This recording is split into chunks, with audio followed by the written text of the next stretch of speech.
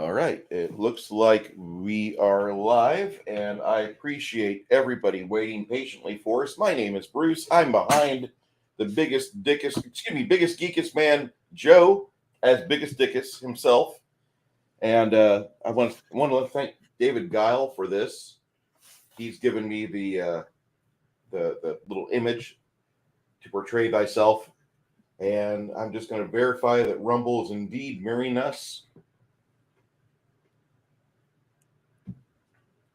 They have an ad in this comic, and it looks great. Dude, Flady, that sounds awesome. Janet, how are you doing tonight? I'm doing very well. Thank you. Awesome. Excited about talking about this movie. This comic, and it looks great. It sounds like we're good on Rumble. I'll keep that open so I can interact with the chat. Friday night, if I can get in front of the computer before we go live with your shit show, I want to show you how to get on Rumble, and I'll escort you the first 3 or 4 times on this because I've watched a couple of videos, but I don't understand the copy paste stuff and leaving a video or something.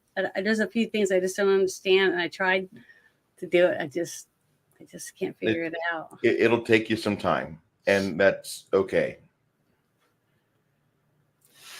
I don't know why it does. It's a weird kind of a awkward system, but I think as we get more used to it, it'll become a lot more I guess to say get used to it. Kind of like when we first started going live with this, it was kind of clunky. Yeah. It took me a little bit, but once I start doing it a few times, it'll get easier for me. Exactly. With us tonight, first in the chat is our friend from out west, 6 Nation 31 Kings. Says, evening, ladies and gents. Hope you're all well. This ought to be a good show tonight. And our friend from out east, Flady One Gaming. Evening, all. And then our friend from the Great White North, just not too far from 6 Nation 31 Kings. Hi, all. Janet says, thank you for joining us. Hello, Flady, says it. And Crafting Gamer. Then our good friend from the sunny west side of the states, Jackie Blue, shows up. They have an ad for the original Road Warriors in the comic that he's reading right now. And that would have been a lot of fun to look at. And I told you we'll never run out of movies. We'll be little old people doing this. Sorry. Go ahead. Oh, you're good. Good. Soy-based Jeremy. Yo, bro. How you doing? WCW advertisements. It's old school cool. Hi. You're not in the Midwest. You're up in the North Midwest. You're almost a Youper. And our friend Melted Copper joins us. Hello, sir. How are you tonight? Hello. So I don't think I've ever seen Melted Copper before. He's been in a few streams of ours. Oh, well, I'm not very good at getting to keep an eye on the chat when I start talking. So, which is most of the time. You're good. Tonight we're reviewing a movie from 2001. This is kind of like I did a 4 weeks of Philip K. Dick movies. And we'll be able to do this again probably next year too, because there's some other movies that we didn't pick. Some good movies, I might add, and movies that a lot of you are familiar with. I wanted to hit the ones that not many people have seen or others have forgotten about.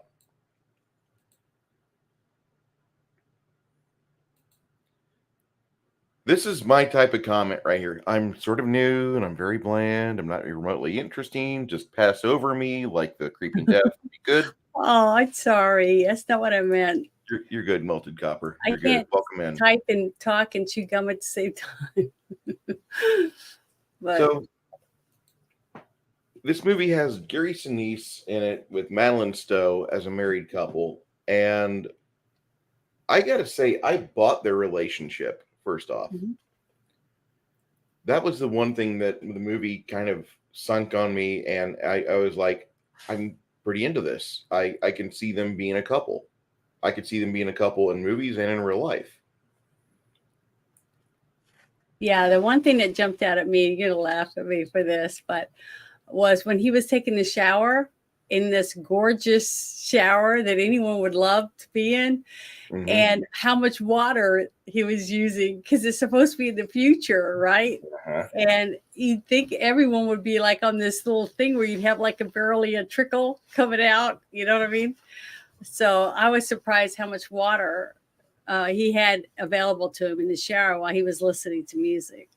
Well, And this his, movie, wife was laughing at him in her bed because of him singing, which I thought was sweet. Because to me, I thought it was very, very romantic. Like, first thing in the morning, he's taking a shower or whatever. see, I can't do showers in the morning. Well, I'm gonna go I was wash taking a up. It's shower with 7:30. him first thing in the morning. So, First oh thing in the well. morning, I'm in front of the coffee grinder, getting that whiff of Well, crunch he coffee. might have already had his coffee. We didn't really get to see what they did. We were just joining them Uh-huh. in the progression of what. And then later, when they were thinking about what they had done, the night before or whatever, you could see them, kissing and making out, in bed together. And I thought that was very romantic. So I thought it was an adorable scene showing them two getting to have the weekend together or whatever, their overnight tryst, somewhere off out in the woods. In a really fancy, nice cabin for them. I thought it was very romantic, and I did thought they made a good couple, or especially because he was doing the voiceover, telling you, the love of his life and what she meant to him and stuff. So I thought that was really good myself. That really doesn't happen in a lot of movies where you have like the total absolute commitment. We don't have that. As much as I don't really care too much, it's only going to be an hour and a half or 3 hours of time that I see this film. Mhm. Most time I don't care, but like with this movie, like the first thing it hits you with is like, we are a loving couple. Mhm. And I thought that was kind of neat because Gary Sinise had been in a few big movies. He was in The Stand. He was in Forrest Gump. And this kind of is in that like shadow of those two great films that he was in. I want to put The Stand from 1994 or 1993, whenever it aired. I'm going to put The Stand in that same great film category because if you watch all 3.5 hours of it, it is fantastic. Well, this one came out in like 2002, didn't it? 2001, 2 months 2001. after the towers were hit. Okay. So, but when did the other one come out? The one you were talking about, the Stand. Was The that Stand? that was made for TV though, wasn't it? Yes, it was. Okay, and it was on TV around the same time as this. About 5 years before, Okay, 5 or 6 years before, well, because he I didn't was in look like active he'd duty at the time. aged at all to Say me. again? He didn't look like he'd aged No. a day or whatever. Because that was the one with the girl from Pretty in Pink, right? Mm-hmm. I can't remember what her name is. Sorry. I But forget yeah, about all 13 all I the time. like The Stand. I thought it was very, very well done. The girl that played Nadine, I just adored her. She was in Pretty Woman Yeah, as she was. her best friend. Yeah, I remember that. She's hot. Even nowadays, she's like super hot. Yeah, it's because she's got that beautiful olive complexion. All the people, men and women, that have that beautiful olive complexion don't seem like they age. The girl from Zorro that married whatever his name is, Douglas, Yep, Michael Douglas's son. She's gorgeous. So you never know. That's what you get. So, well, hi, Tree Rock Creations. Welcome for joining us. Thank you. We got some brothers in the chat talking about how much they enjoyed Gary Sinise in movies. That's awesome. He's really a fucking great actor. He was in the movie Red Planet. Mm-hmm. I must not have seen that one either. It's shocking. I was surprised I had never seen this movie. It's just funny how you bounce around. Even though it's a genre that you're interested in, you seem to go to other movies instead of the one that you think you would want to go see just simply because who was in it. You know what I mean? But I really wasn't a one actor person. You know what I mean? I was never just going, oh, I got to go see that movie because so-and-so's in it. You know, I never did that. So, you know, were you like that? The movie that I saw on opening night in '97 was Face Off. Oh, yeah, I saw that one. And then later that year, we saw Starship Troopers. And my friends that were kind of normies didn't like it so much. I thought the movie was fantastic. I thought that's still one of my favorite films. Which of one? all time. Starship Troopers? Part 1, yes. Yeah. Well, I've never seen it. What?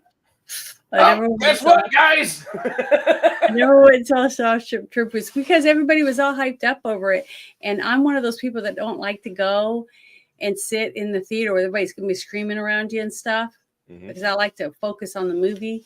So I usually wait, a couple of weeks till it's not so packed. And I guess I got busy and I just didn't get to go see it. So I haven't seen it. Sorry. It's good. But the normies that I went with weren't really too excited about Starship Troopers. My gamer friends, my friends who had bookshelves in their living room, loved it. They're like, it's not perfect, but it'll do. It's the first time I've seen a Heinlein universe on film. They could have given us the bots, but we don't need the exoskeletons. That's fine.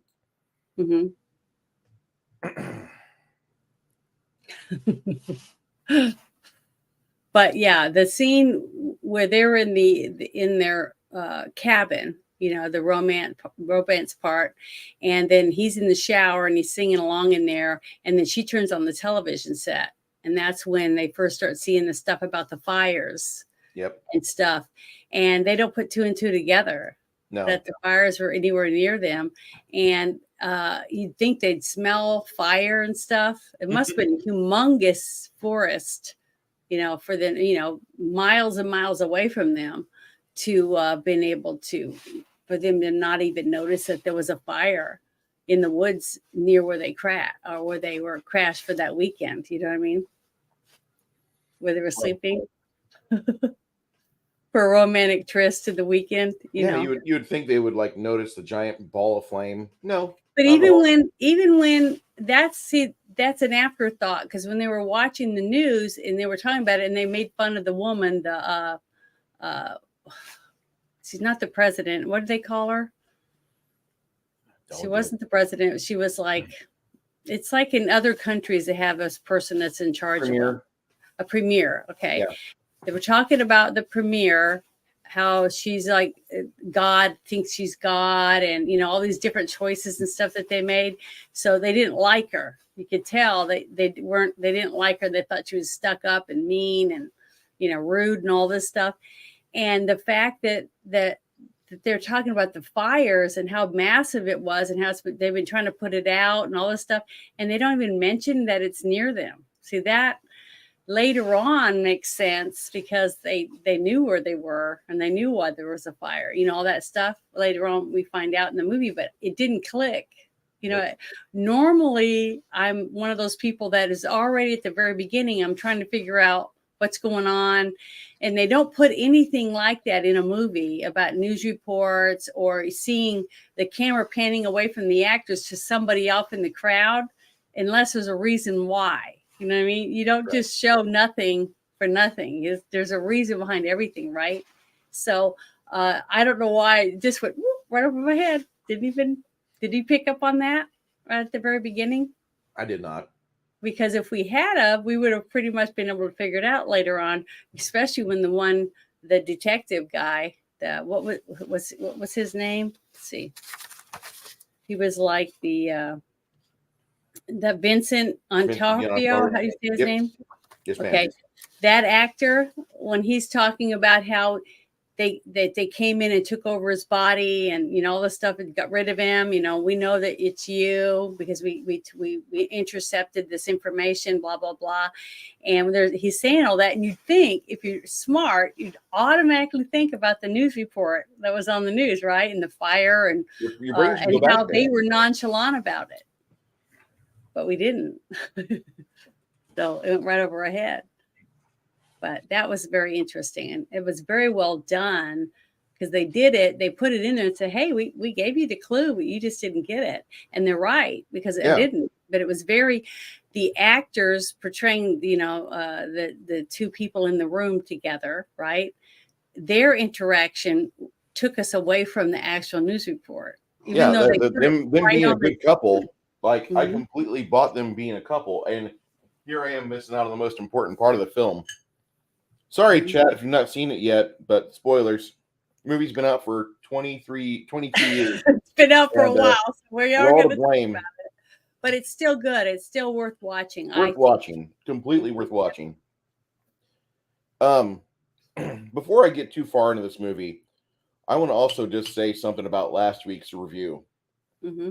I have seen much better films than Minority Report. Mm-hmm. I apologize for giving it a 65. I gave it that because of the amount of chrome and the amount of great set design. But there's so much about that movie that just falls apart for me. So I'm going to restate my review. And my new review for Minority Report 2002, with supposedly Steven Spielberg as the director, is a 35. And you'll see why here at the end of the show. To answer Soybase Jeremy, I have not seen Super Troopers. That's on the list. Even more importantly, I've got access to a server where we can watch it on Sunday. Kathy, I hope I didn't give too much away, me and Janet. But this movie gives you everything up front.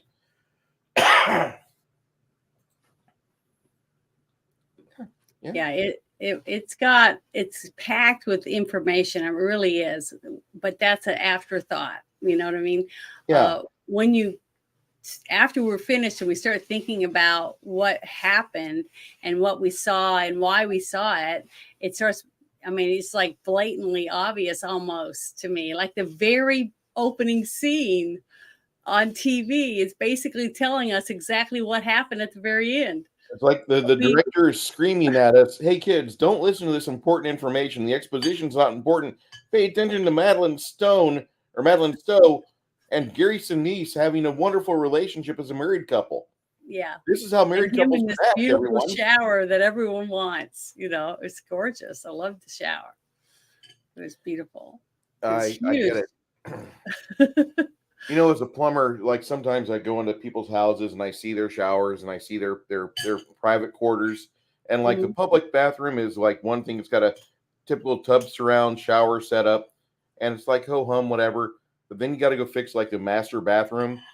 And you see like these fuckers live like pharaohs. And you're like, how much did this cost? That's like the first thing that enters my mind. So I take a note of the address and I ask my boss, how much would it cost to install this? Just for grins. Just so I can get disappointed later on and like be upset. So. Well, don't be upset about it. And in 2013, we had a hell of a lot of fires from San Marcos up north to Austin on 35. And after you got past San Marcos, you could see the smoke plain as day, and you could smell the burning nature. And that's what happens when you don't properly burn back the trees, or you don't like take the dead wood out and properly use it the way that God intended you to do it. But if you're going to ignore nature and just like let shit accumulate, including all the dead stuff, your state deserves to go up in flames. Wait, did I say that, California? I'm so sorry. Well, one thing I thought was very interesting later, not during the movie because it really didn't click, was the fact that they call them centurions. That reminded me of Star Trek. So to me, there was little things here and there throughout the movie later when I said, wow, whoever wrote the script liked Star Trek, because they used a few little things here and there. Little nuggets of little nuggets like centurions. It just, little things like that. Later I went, wow, that really does remind me of that. And the fact that everything was so muddled, and muted down, like this outfit that I'm wearing, like Madeline Stowe wore. the brightest area in the whole movie was at the hospital. You know, the one place where you would think would be dull and dark, like in most scenes, is because the hospitals where bad stuff happens, and it's usually dark. You know what I mean? Mhm. But the scene where he went to get himself looked at was even kind of bright, you know, in the backdrop area, so you could see the pictures of the X-ray or whatever you call that. The hologram. Yeah, the hologram of the CT scan that he was getting done, and that was even bright. So I don't know. I just thought it was interesting the way that the director chose to shoot the angles, because there was a lot of angles where it was kind of up a little bit, you know, like looking, you were down, the camera was down here looking up, like a very short person was holding the camera, you know, that type of thing, which you don't see a lot in a lot of shows. So I thought that was interesting. Now I noticed that while we were watching it. Even the shot where Gary Sinise is in the shower, instead of just doing a straight across shot or you know, a little bit low, it seemed very low. I mean, if you turn the camera from the angle that they did on Gary Sinise in the shower, and you just did it straight, you would be right on the stuff. You know what I'm saying? Yep. So I just thought it was just interesting, the angles they used. And the shot on Madeline Stowe as she was in bed was a down shot instead of, you know, like even when she sat up, you know, she's laying down and she's moaning, you know, and she pulls her hair back and she's stretching and laughing about him in the shower. It's a down angle, but as soon as she sits up, the camera, instead of just going like this, tilting up towards her face or whatever, it's up above her head. So the camera angles changed quite a bit. But did you see how good the editing was? I did. I couldn't see. I'm real bad about editing, but I didn't see one mistake in editing through this whole movie. Not one that I could see. The thing is, I don't remember the music. Do you remember any music for the movie? No, Me either. not at all. It just melded in with everything. So there Like wasn't everything else in this movie, it kind of melds in, and I got to talk about that later. But yeah. Sort of Poopus Cuber, how you doing, sir? Hi, Snowder Poopus. Thank you for showing up. Hey, for you guys that are on Janet, if you guys are coming in from Janet's side, can you do me a favor? When you go to bed at night, keep your phone or tablet on and just set your playlist to Janet's channel so she can get her hours. She's not going to become a millionaire or gazillionaire off of YouTube, but I would like her to get monetized. That way she can play the same game as the rest of us. I know it sounds terrible. Well, it's going to be a while. I think I've got like 1,200 out of 3,000 that I have to have in 1 year. So we'll see.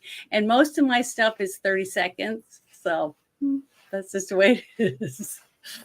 So I'm not in any rush. I like doing what I'm doing. I like this. 2 hours later, they're done with all your videos.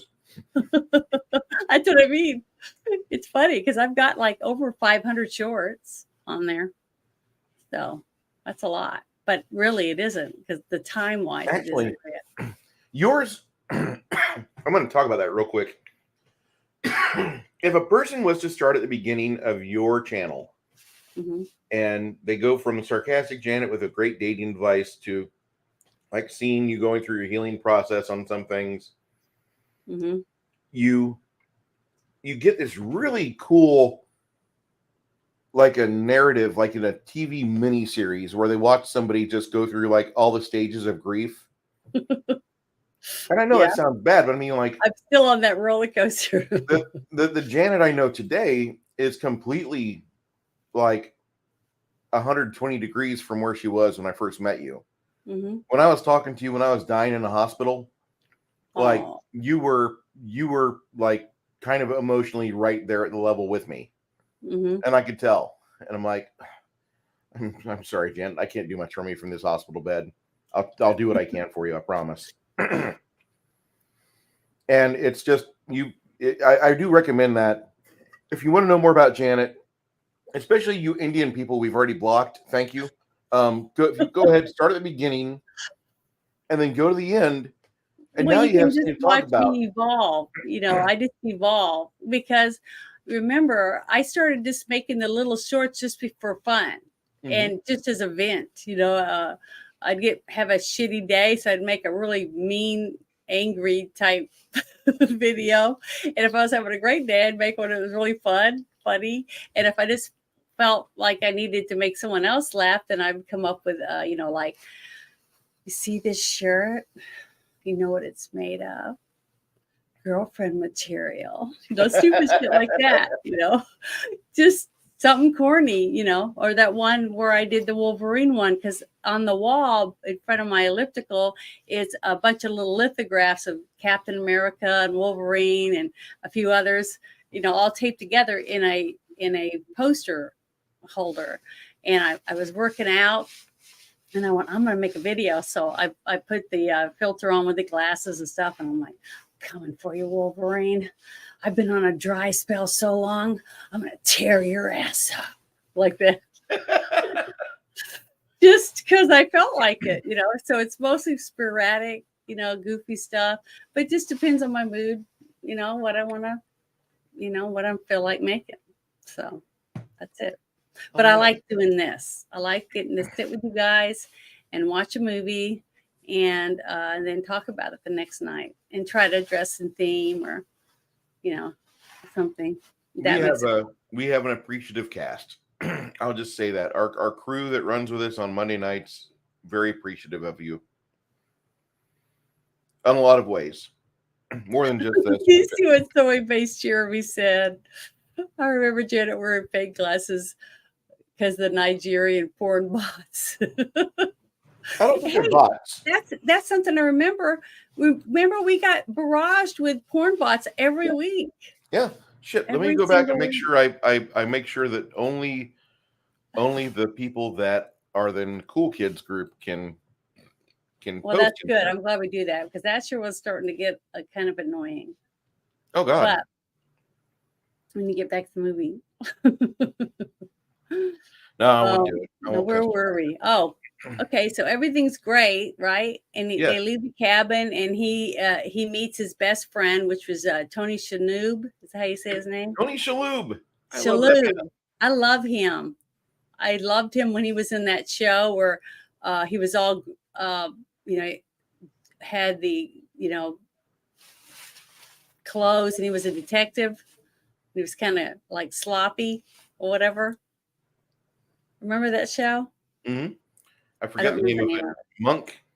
Monk. Yeah, I love that show. I thought he was great in that. So every time I see him, plus I think of 13 Ghosts. I thought he was really good in that movie. 13 Ghosts is a great film. We'll watch that in October. Yeah, we need to watch it. It was really good. But to see him in it this time, it was really good. And they were like best friends. And they're waiting in line to go into this big, giant business science building for the government, basically, because Gary Sinise's character invents weapons. He's high advanced weapon technology type of things, like lasers or whatever else, because we never really find out for sure. We just know they're weapons because he wants to fight the people that is killing so many people on Earth, and they have to have some kind of dome over them. Now that was interesting. Because when I first saw the dome a few times in a couple scenes, I thought it was around the whole planet, but it wasn't. It's like they just have it over some of the cities. And to me, that made even more sense because money-wise, you wouldn't be able to afford to do the whole Earth. No. You know what I mean?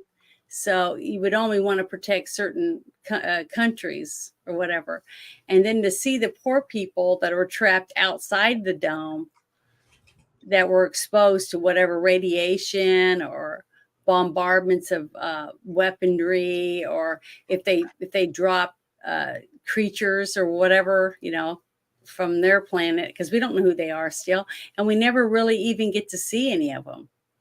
You know what I mean? They just talk about the Centurions, and I just thought that was really, really, really cool and intriguing, and the fact that the detective that's looking for Gary Sinise, that comes and gets him, when he gets to talk to his boss, which you see is like almost like a hologram, like we saw when we would watch Star Trek.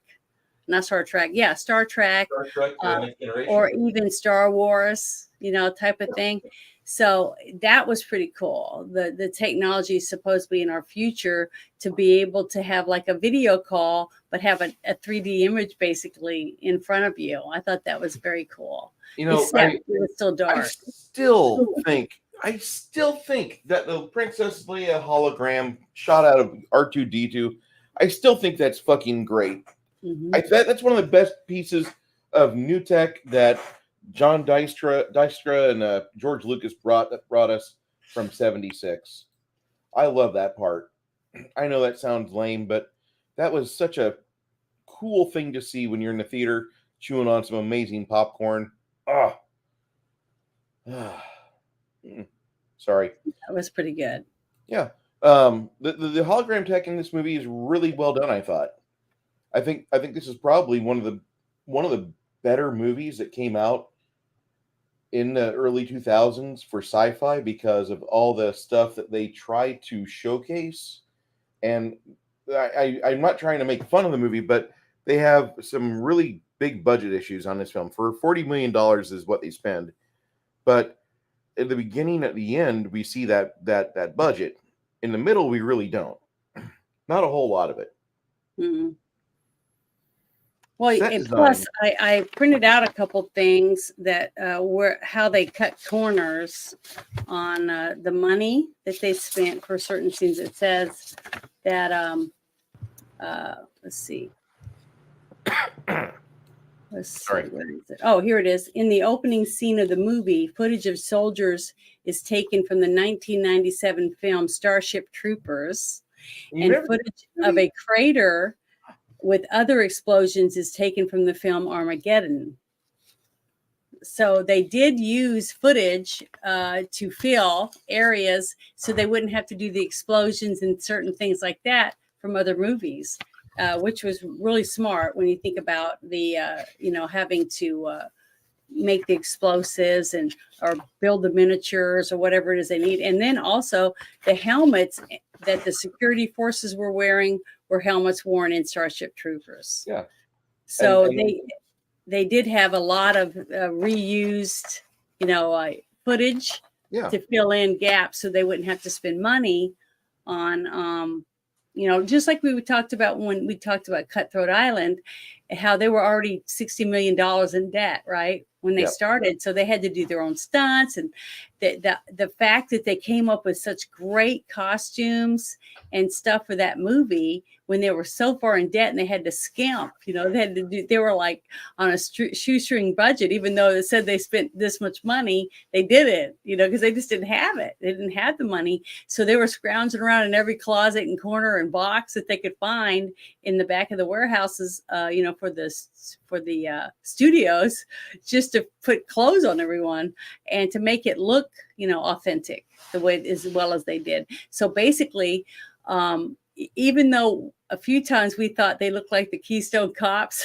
running around in some of the scenes, that's why they did the best they could, making the clothing look not stand out. Like I said, like this drab outfit like I'm wearing, because this is what Madeline Stowe's type of her clothes were. And it was because, it was just black, can be so versatile. You just put a red sash on it or a white belt, things like that. And you could change it around and make it look like a uniform. Because this is just a little raincoat, like pullover jacket that I had that I found downstairs. I thought it looks a lot like kind of like what she was wearing in the movie. So I decided to wear it with a gray turtleneck under it because it was drab, like the clothes that she wore. Because she wasn't, the only lightest thing that she wore was that one scene where you see her in the doorway of the bathroom and she puts that pink, like she has that pink pajama type top on. It's a tank top. That's the only scene that I remember seeing her in anything light. Everything after that was gray or black. Yeah. Even her uniform at work was a gray thing with stripes on it. This movie reminds me of like the subconscious push from all the insurance companies after the 1980s. After we were done with the Crayola colors of all your cars, of GM, of Honda, of every car manufacturer out there in the 80s would go through the 32 set of Crayola crayons, and they'd make colors of their cars in those colors. Mm-hmm. But now you only get neutrals. Like your I'll bring out the paint palette that is it's Ford and GM approved, and I'll just show you, if you're buying a new car in 2025, not only is it going to be gay and electric, but these colors, these are what you get, kids. This is the colors of the future, and this movie's trying to shove it down your throats. I hate to say that, but yeah, but it really was. It's really sad because what we watched Blade Runner, and we watched the one last week, Minority Report, and here's more approved color for your living conditions in the future. Yeah, this is what you get. Granted, and it's kind of funny is because when I repainted my kitchen, I was thinking of all these, I went and looked at, and they showed me all these beautiful colors you could use and stuff. And I was thinking, oh, I have slate, rock on my floor. It's a country home. So I thought, well, I better use like earth tones and stuff. So it's like a grayish blue color, darker on the bottom, and then a lighter bluish gray on the top, and it looks nice, but it fits for where I live. And then I'm wearing pretty much what my kitchen almost looks like. Very boring. So I could see why some people think that that's what our future would be. It's just dull, so it doesn't stand out. You know what I mean? In a way, right now, in the way our government treats us, it's like they want everyone to be Barbie dolls, just mounds, for the girls with no bulges or anything for the guys. And we just walk around and don't stand out. They just want us all to be bland, and you can't tell us apart. Unless you stripped their clothes completely off, you wouldn't even know whether they're a male or female. I mean, there's a lot of women in San Antonio that you don't want to strip things down all the way. You're content to see this blob shuffle along in the cereal aisle. Yeah. Well, if honestly though, would you know the blob from behind? Would you know it was a woman or a man? Did you see that one where the lady, the obese lady, was wearing a dress with no back in it, and it looked like she had 4 sets of tits? No, I didn't see that. Cleavage and front cleavage. I mean, the front cleavage was nothing to look at. It would cause blindness. But she had like back cleavage because her fat rolls off her wings were like these. No, I didn't see that. They were horrible. Yeah, and then was it what Tosh Point Oh used to talk about girls that wore skirts that were too short when they have thunt. They have rolls on their thighs, so they call it thigh. Yeah. So his nickname was Thunt. I laughed so hard I couldn't stop laughing. But the thing is that this person's point of view, and this director's point of view, what he wanted you to think is that the future holds, dull, lifeless colors, because everybody has to think the same way. Everybody has to stay calm and dull and drab. So I guess that's because remember when he was a kid and they had the shots of him as a little boy running around playing with his dad until his dad died. And then after that, he was gloom. It was all doom and gloom after that. And he wanted instead of wanting to do one thing, he decided he wanted to just make weapons to kill the bad guys. So, it's kind of like what we have right now, Why would you want to be happy in a state of terrible future? You don't know what you have. And the only really sweet scene that I remember between the two of them of a future was when he's sitting there and he looks over and he sees the young couple kissing, and he smiles, because it kind of makes him feel good. And then he slowly pans through the bus like thing that they're in, and he sees his wife, and she's not looking at him. She's looking to her left. And then when he looks to see what she's looking at, he's watching a woman breastfeeding her newborn, her little baby. And she's wearing a white shirt, if you notice that she's wearing a white shirt and her hair is kind of down and the baby's over her breast and she's holding it, it was like a little flash of life. You know what I mean? Real life in the middle of a darkness. And if you go back and you look now, you'll understand why, because it was how many people in that vehicle were real people, you know, now that you think about it, you know what I mean? They're waiting their turn to take out something else.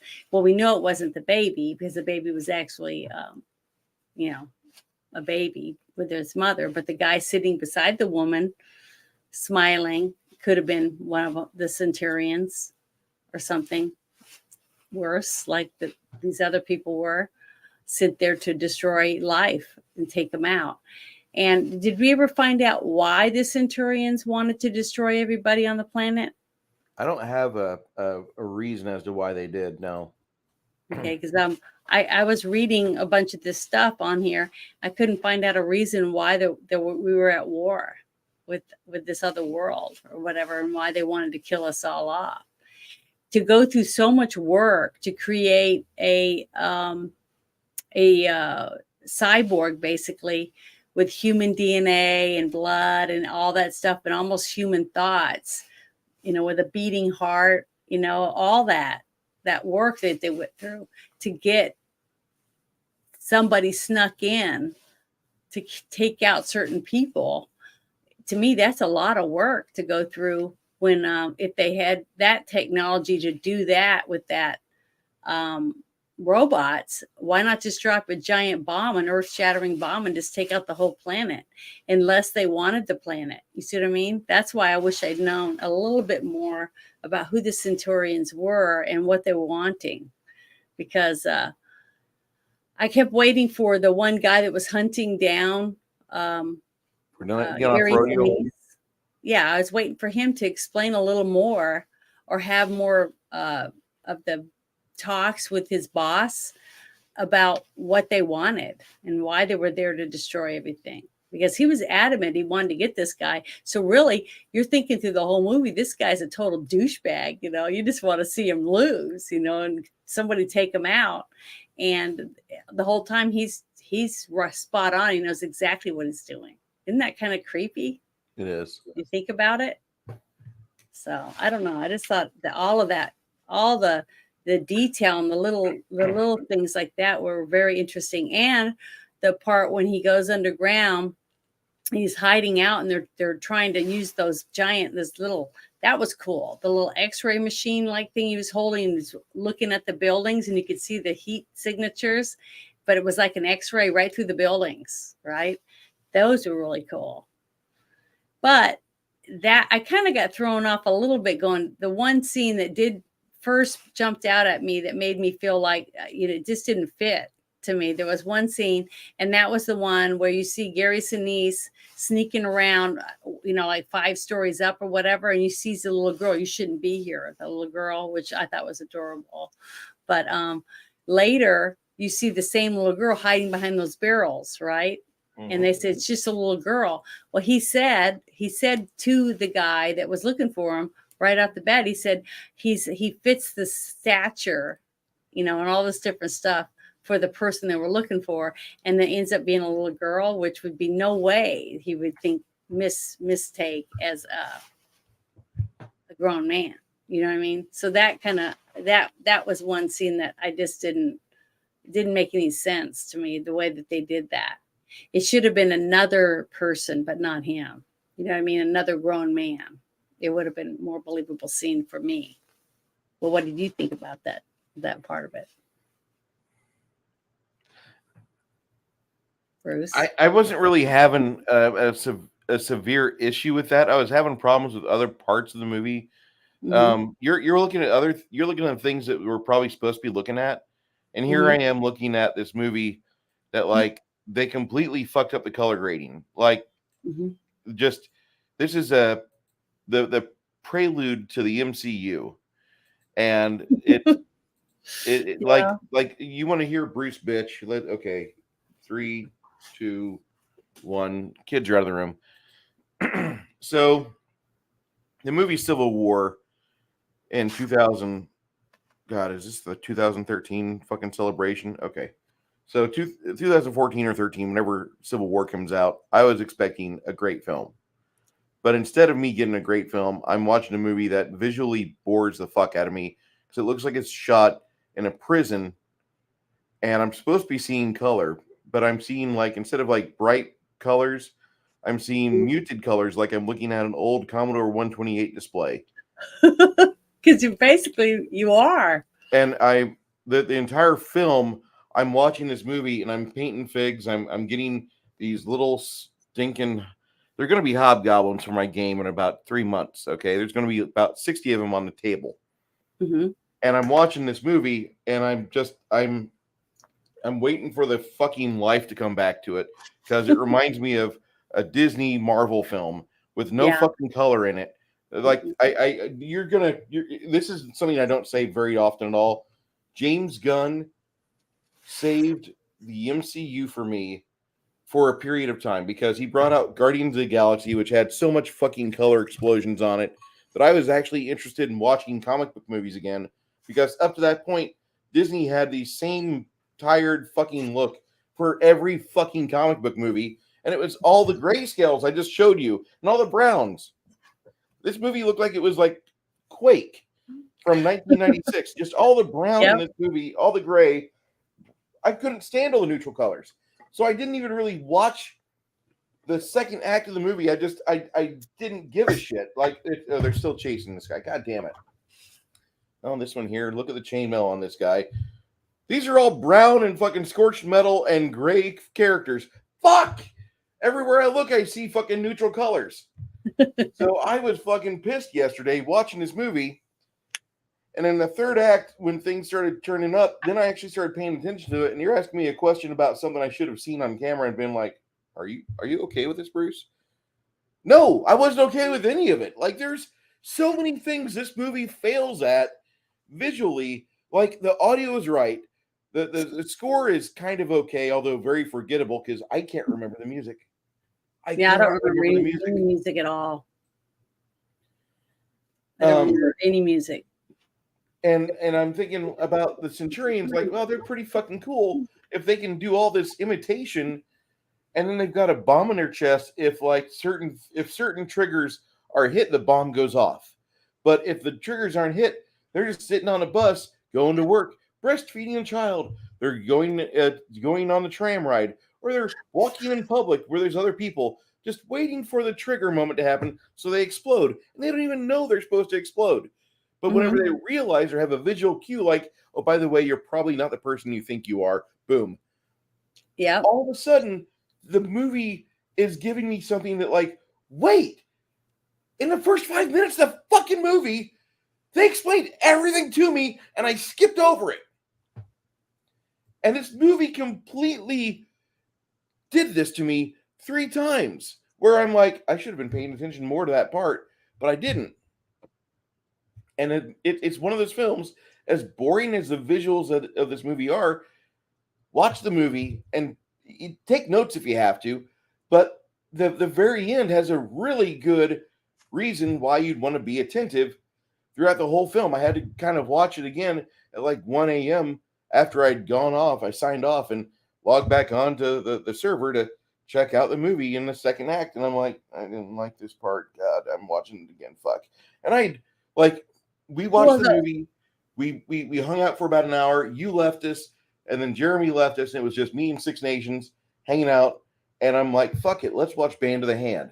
So we watched Band of the Hand together. I don't know what that is. I haven't seen it. It's an old Michael Mann movie. Michael Mann directed Heat.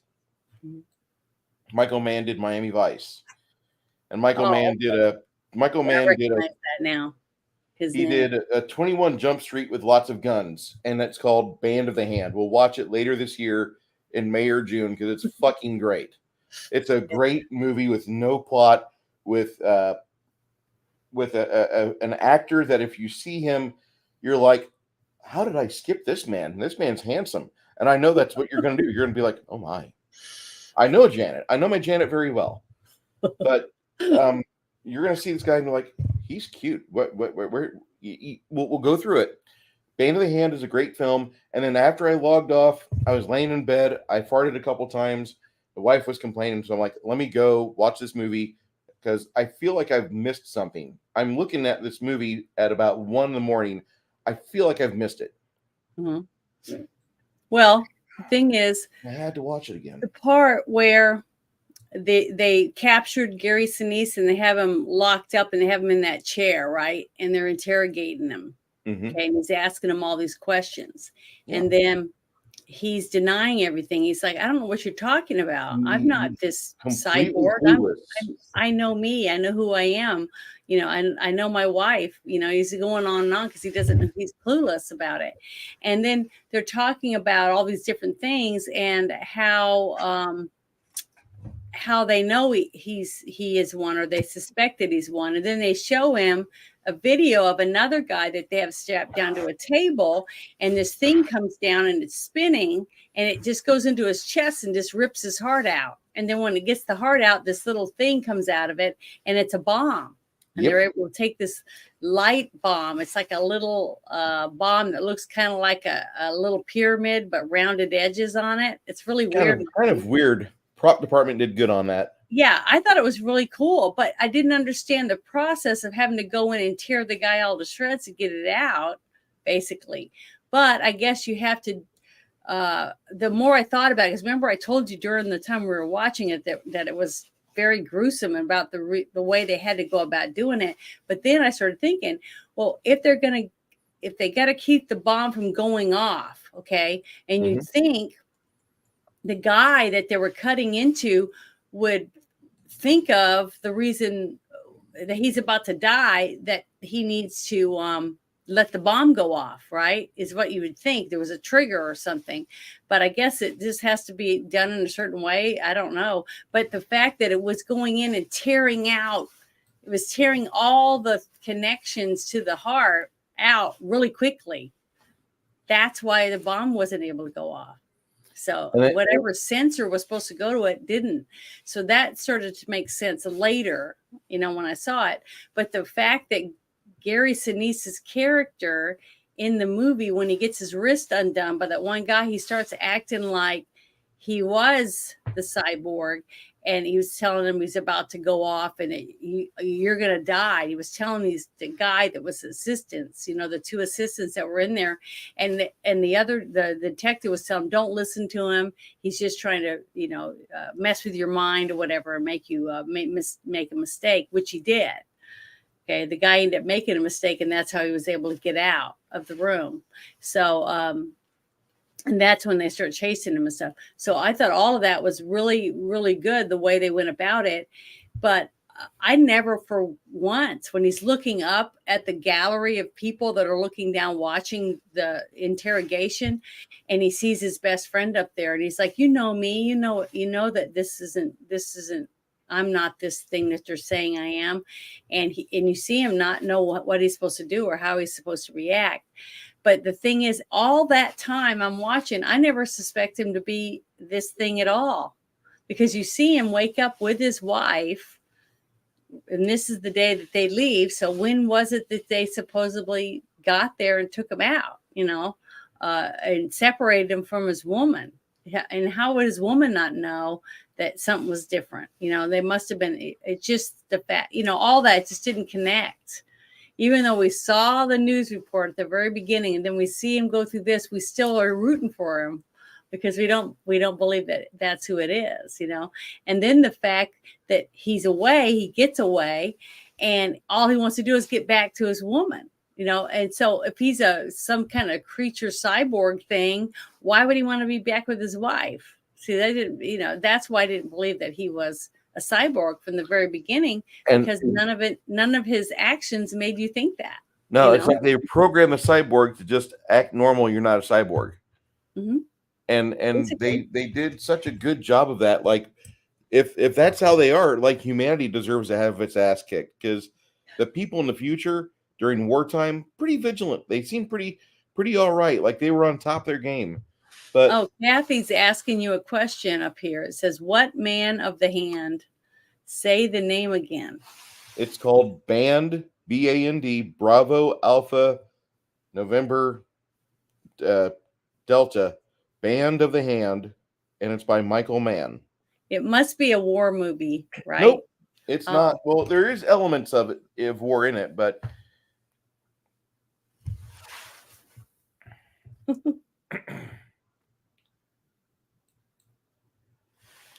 sorry, I was looking at Mark Isham. Mark Isham did the music for the film, but I couldn't remember any of the movie. And Kathy, you should watch the film if you like Gary Sinise and Vincent D'Onofrio. And I think she was talking about the other movie, the one with the hand. So Okay. I think it was that one. She was talking about, but I might be wrong because I haven't been reading all the chat. I just happened to see that chat. So, but yeah, this is a good movie. I mean, it really was good, and it's not so bizarre or really psycho or anything to where younger. I wouldn't let kids watch it because it is kind of graphic. When it comes to it's a graphic film. Don't let a violent 13-year-old or under. Yeah, I wouldn't. Yeah, I was gonna say under 13. I would rather you have your 10-year-old kids watch Starship Troopers than watch this. Yeah, I haven't seen that yet. So, well, but we're going to. I know what we're doing in March. Okay. Well, the thing is that all the way up until that part, I'm rooting for him, and then when he gets away from the house, okay, and he's able to get away, and they go on to the next neighborhood, right? Remember the other movie we watched, a Minority Report, and I said how the slums were really slummy, yes, and how you either are rich or you have nothing. You're just the pig, rich right? people that lives on the street and scours for food out of the garbage cans. So that's how I felt in this one too. This is another movie where there was two classes. You're either rich or you're nobody. You know, you're treated like a peasant basically, because all the people that were lived in that house. Did you see that was a neighborhood? But they were calling it, and it was slums. I mean, it was worse than slums. It was like empty buildings with rats, no furniture. Half the walls were gone. Half the windows were gone. It was like abandoned buildings is all it was. Mm-hmm. So, and then there was kids living there. And so it was just really dumpy and disgusting. I don't want to make it to the future if that's what the future holds for people like me that are just normal people that, don't have any money or anything. You just have to pee in a cup and boil your pee and drink it again. It's just disgusting. The future is not for the middle class. The middle class is not for the future. The future is going to be the bourgeois and the proletariat. That's it. There will be nothing else, and the proletariat will fear every day because they will have to fight for their belongings, and the poor will have nothing, and they will be happy.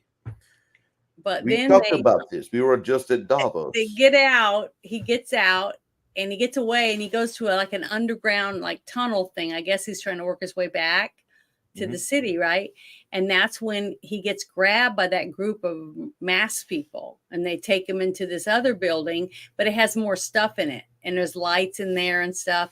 So, and that's where he meets the other girl, and she's the one that's going to take that thing out of his back, that tracker thing that's hooked to his spinal cord. And they don't have to give him a bunch of drugs because he says he's having hallucinations and all this ton of stuff.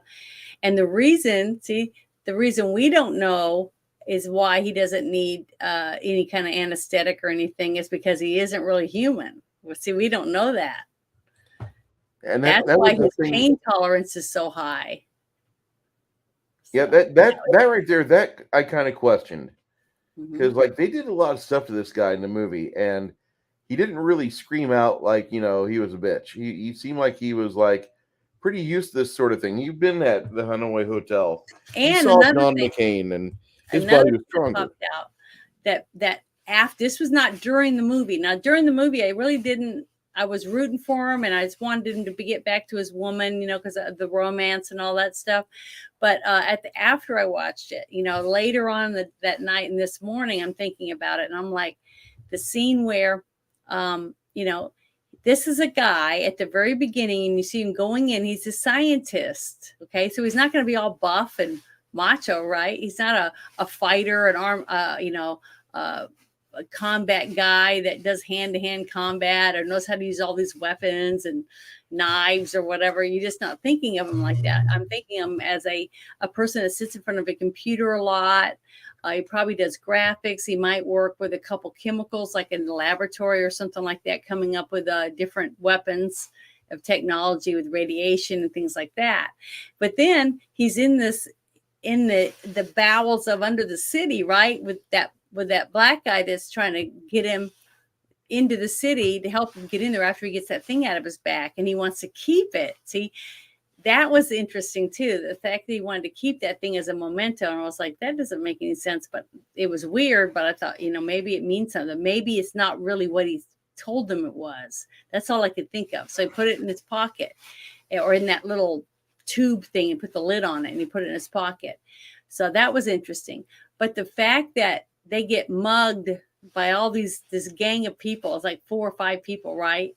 Mm-hmm. And he's able to get that stick off the ground or that pipe, and he's able to fight these guys off and stuff like he was a fighter. I mean, he didn't have any like real big kung fu moves. No, you'd almost like practice with Patrick Swayze is how to be a cooler. Yeah, but he was able to. He was supposedly a little older, and a scientist nerd, but he was able to fight off all these street guys that are living and growing up in the streets. I just thought that kind of went, that didn't make any sense. Why he was able to do that. And he just had surgery, and he had the shit beat out of him in the laboratory. So he had all these things happen to him, but yet he's like invincible or something. So that kind of had me leaning a little bit towards maybe there's something up with what this guy was saying. So I don't, I had to watch it. But then when he really did try to go see his wife, this put me right back to where I was, it was the drugs they had him on or that they shot him up with. And that's why he was able to withstand some of that, because the whole reason he wanted to get back was to be with his woman. He wanted to be with her and hold her and because he loved her. And that was with her. She was worth dying for, that type of thing. So that to me was very romantic, even though he risked everything to get back to her. I knew you would like this movie. I knew it. I'm happy about my selection tonight. I'm very happy about my selection. Well, I did. I thought it was really, really good. I mean, I was surprised I hadn't seen it. That's what I was saying. Now, I remember, like I said, I had a little bit of deja vu on some scenes, and I was like, it has to be because I saw the trailer, because I recognized a couple people's faces and from this movie, like a snapshot in my head, seeing that scene or whatever.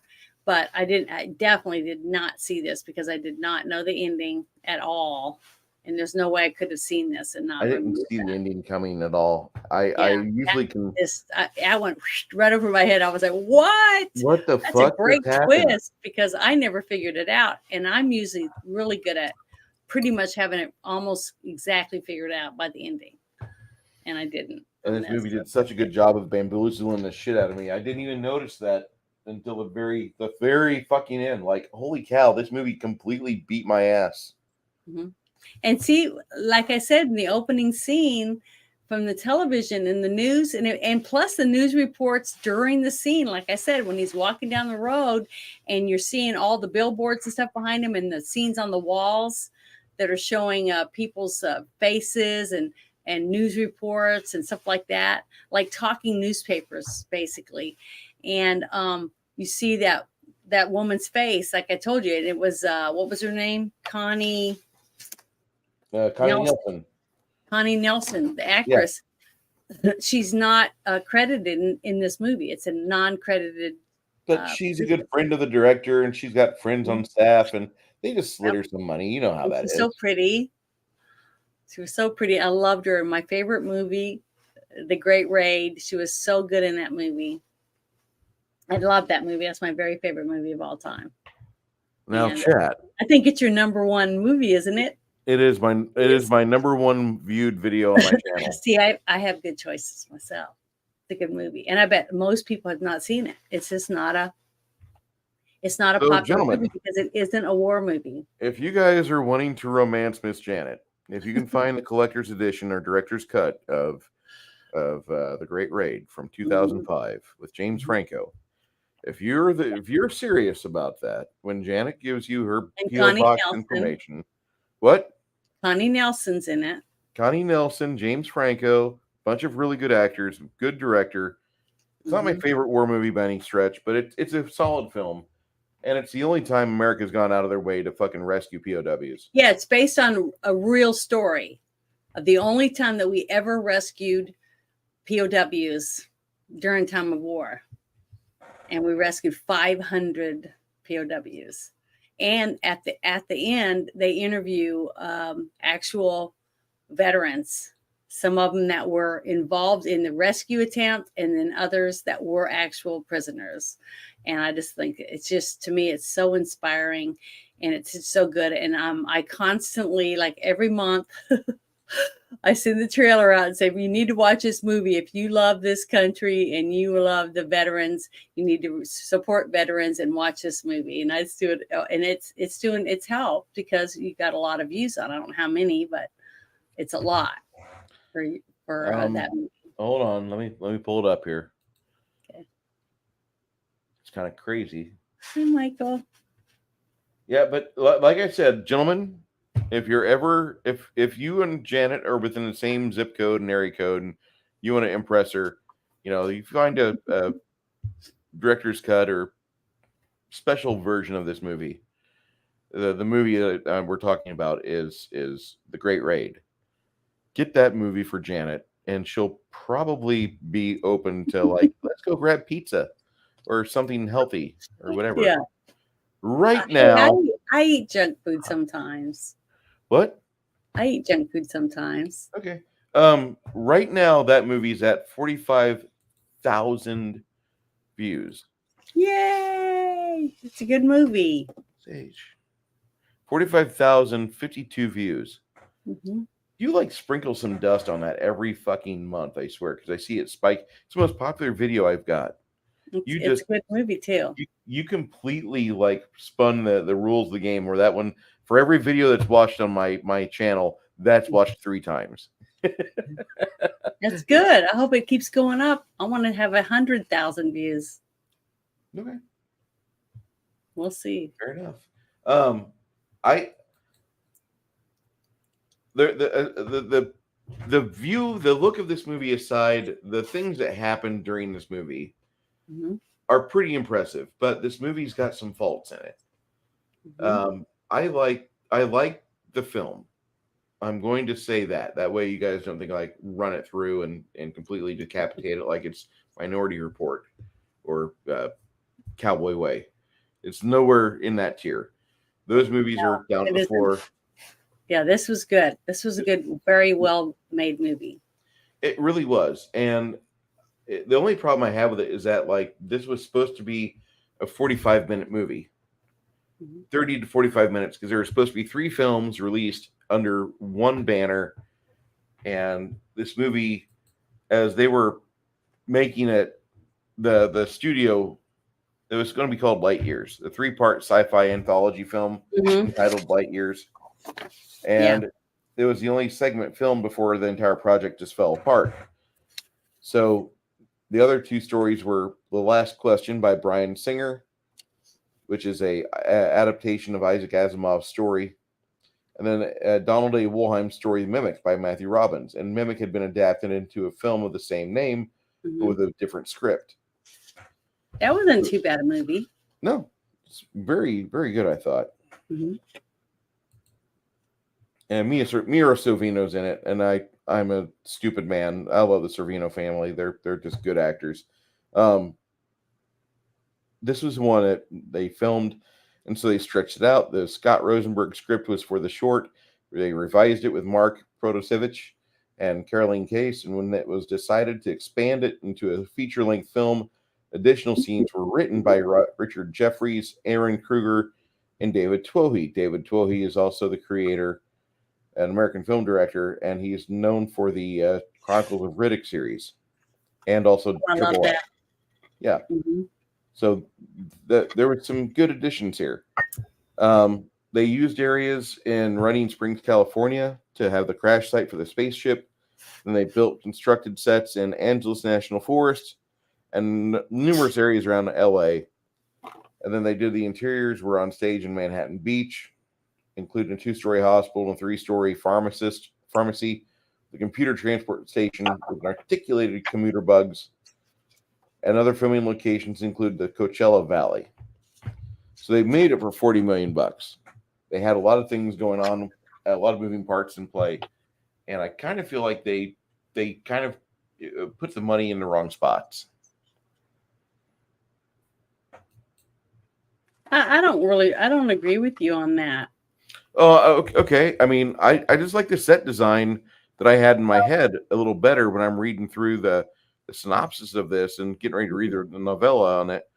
The places that come to mind don't look so static and so bland in my head. This movie really enjoys bland on the screen. And that's the problem with it. Now you got Gary Sinise, he's a fine actor. He holds it together through most of the movie. Well, you got to remember too, when the one thing I try never to do is I try never to replace the director's vision. Okay, I always try to just watch it and absorb whatever it is that I feel that the director's trying to show me, right? Okay. Because whenever I say, "Oh, this is stupid," it's because that's why I never like to see the movie if I've read the book.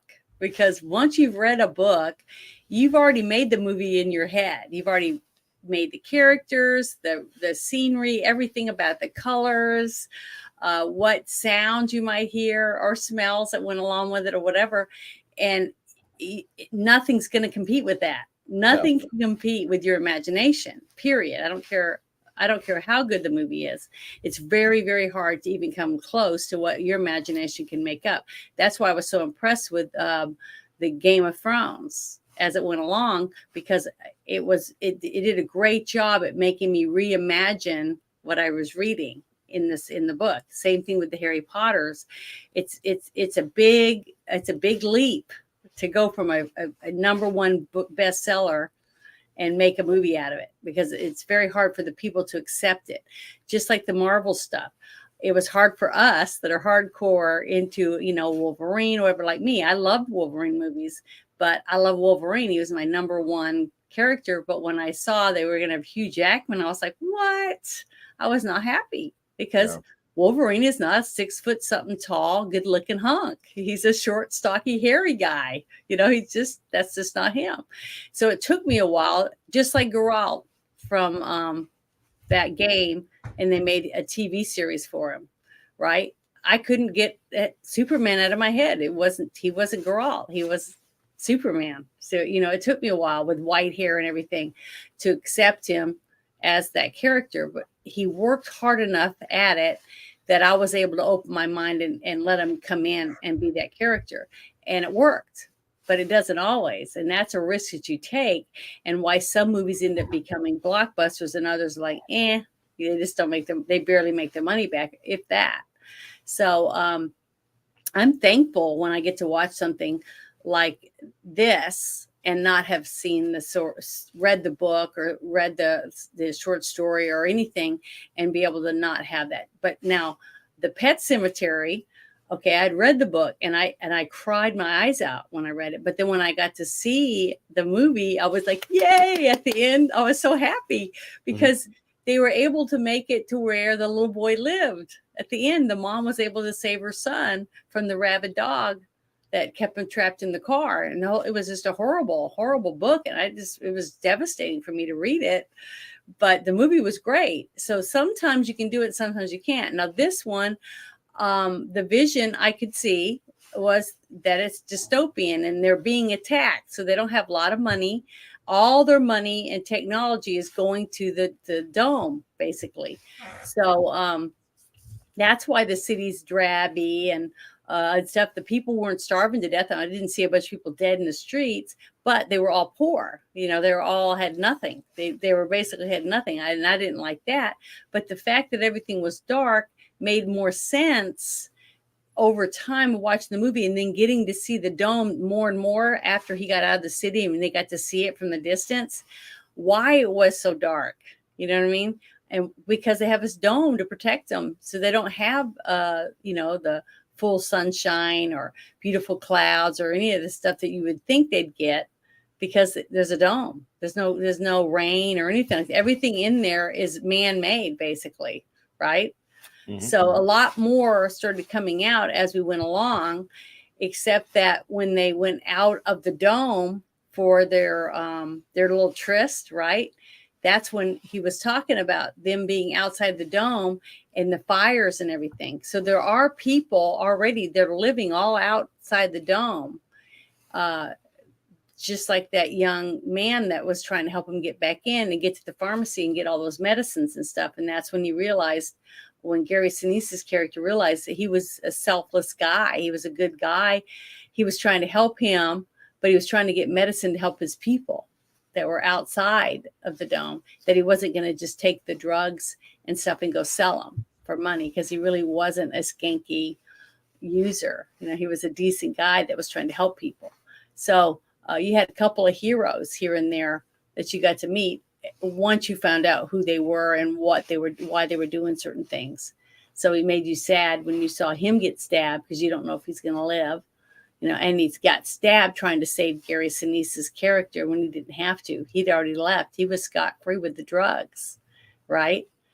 So just little things like that. I really liked it. I liked the fact that even though in this horrible future that these people had, there were still decent people that wanted to help other people out of selflessness, you know, and that made me feel pretty good to get to see that in this movie too. That was uplifting for me to see that part of it, to bring that out into, you know, in the future. And you still hate the one guy, you know, you just hate him. And then when you realize that he bumped into him, he risked getting caught just to drop that in his pocket, just to play with this guy and mess with him. So to me, that made him even more of a real man, not a robot, because only a real man would do something that stupid, you know. At least that's how I looked at it, you know, because it made me believe more that he was just a man, you know. Because why would anyone that has a job to perform and be able to go to somewhere and try to blow up the prime minister, right? Why would he do that? You know, risk messing up everything and maybe hurting his wife, you know, by making a dumb mistake. And I don't know. I just thought that, to me, that just pointed more to him being a man. So what did you think about that one scene? Did you think that it was a reasonable thing for him to want to do? Or Yeah, I think looking at it now in the aftermath, yes, I thought it was reasonable. I thought it was a well a thought out risk that you'd be willing to take? So, you know, just little things like that, which I thought the director did a great job, just like I said, with the camera angles and the way that he was trying to portray each of the characters and give you a one-on-one point of view and look into each of them. You know what I mean? What makes them tick, that kind of thing. And I liked it. I thought the director was very good.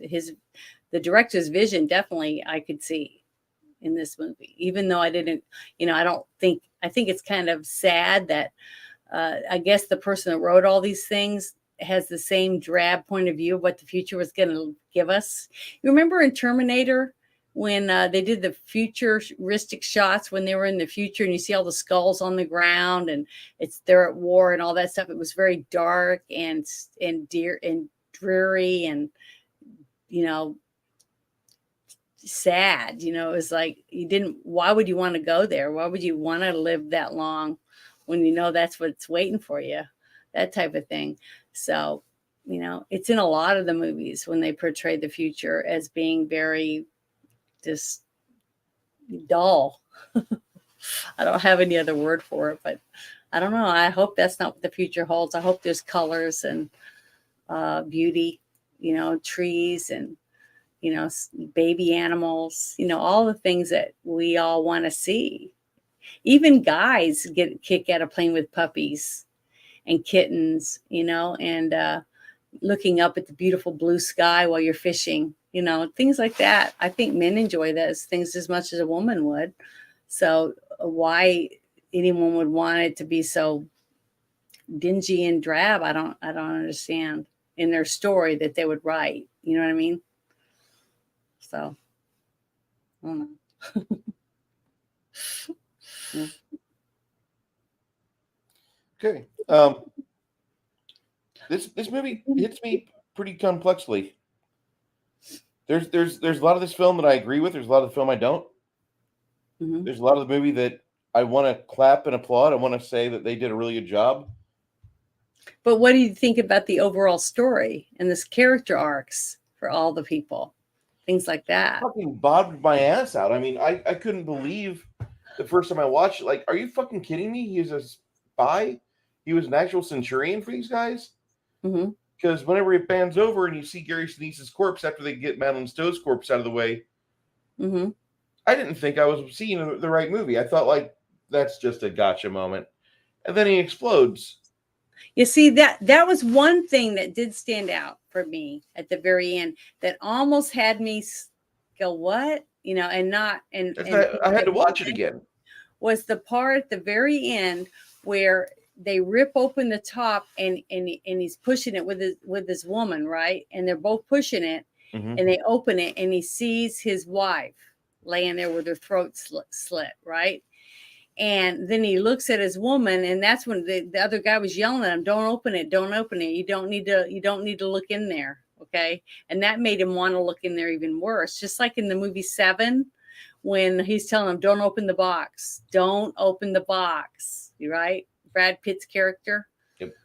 And when he opens the box and sees his wife's head in there, right? So it's basically the same thing, even though this movie was made way before 7. Yeah, but actually, that's how I was made after 7. Yeah, it was. Yep, 7 is 1995 or 1997. Oh, really? Yeah, okay, I can't remember which. because I couldn't remember, but I just know I had seen 7, but I hadn't seen this one. So when he's telling me don't do it, I knew something bad was in there. You know. And Six Nation hits it again. Like the aliens have a foot up on us. I think they should win if they're able to make replicants like this. Here's the Earth. As much as I don't want to give it away, I mean, you're gonna definitely whip my ass on this. But when he realizes that's his wife and the other person standing there is the centurion, right? Mm-hmm. I would think immediately he would have ran to the woman's body that's in there and want to, you know, hold her in his arms because that's his real wife that had her throat slit while he was in the shower, basically, right? This is what I'm thinking. You know, why isn't he grabbing his dead wife body? You know, why is he just wanting to run over now that she's shot and he grabs her instead of the dead woman that's in the thing? To me, that threw it off for me. I didn't understand why he did that. And then when the other men, the soldiers that were there, open the other side and he looks over and he sees himself, right, with his throat cut with a knife sticking out of his neck. And it looks like an alien knife. It's all like carved and stuff out of metal. You know, it's really pretty. Mm-hmm. And then he realizes he is a centurion and he falls to his knees and then his eyes change. And he says some word in another language. And that's when the massive bomb, it goes off, it explodes and takes out just everything inside the dome, basically. So everything that they went through to try to stop him, which the detective did an excellent job figuring all that out, even though you didn't see it, but he just didn't get to stop him fast enough. That was the only thing. And the whole time you're rooting against him, you know, you want to see him fail, and he does. He fails because the mission is completed. It took out everything under the dome, and that's what they wanted. So the aliens win in the end. But getting there was very exciting. And I thought the story was really, really good. I loved the character arcs. I thought even you love to hate the actor, right? Even though he's the good guy. He is the good guy the whole time. And you love to hate him. You want to see him dead. Well, guess what? You get to see him dead. Everyone's dead. There's not a single person's left alive. So I just thought it was really good. I thought the story was excellent. I thought the editing was excellent because I could not find any faults in any of the editing, not one thing. Everything transitioned like butter. It was just smooth. right through it. So whoever the editor was should get kudos because they did a great job. Yeah, And the that's one editing of on the this worst movie is things. top notch.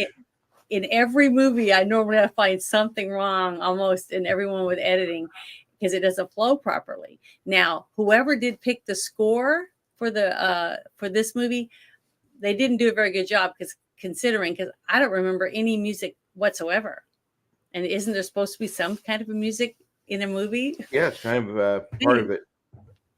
But I thought they did a good job at the scene where when the door opens and he's standing there petrified that he's going to die right there when he first escaped, and then he gets the gun off of the soldier and he starts shooting and just shoots up the entire place gets all the people that were in the elevators, 3 people or whatever in there. And I laughed because the first thing I thought was, damn, he had a lot of bullets in that gun, because it just seemed like the gun never stopped going. It was bam, bam, like it had 14, 15, 16 bullets. But I couldn't really take that away from the movie because I don't know how many bullets a gun has in the future. You know what I mean? So I gave him kudos for that. I mean, because who knows? But when he realized he had shot his best friend and killed him, I got tears in my eyes, welled with tears. And I didn't start crying, but I felt sorry for him because he had compassion for his friend that he thought, had betrayed him by not believing him when he needed him to. But honestly, in a way, when I think about it now, is that fact that what could his friend done for him? Not a whole lot. There was nothing he could have done besides be there to take care of your wife when you're going to be dead, something like that in that position. That was what I was thinking about him. But I didn't hate his friend because he went, I don't know what I'm supposed to do. There's nothing I can do. He didn't, he was like stuck. Just like now, when Madeline Stowe's character was on the video phone a couple times when he called her, I thought the way she acted that somebody was standing just off the camera, with a weapon pointed at her or something. I didn't really know because she just seemed very uneasy every time. Did you get that feeling from her? I did. So I couldn't. Like there was a feeling of dread behind her the whole movie. Yeah, it was like I couldn't tell, but it never made me think that she might be a centurion. It just never made me think that.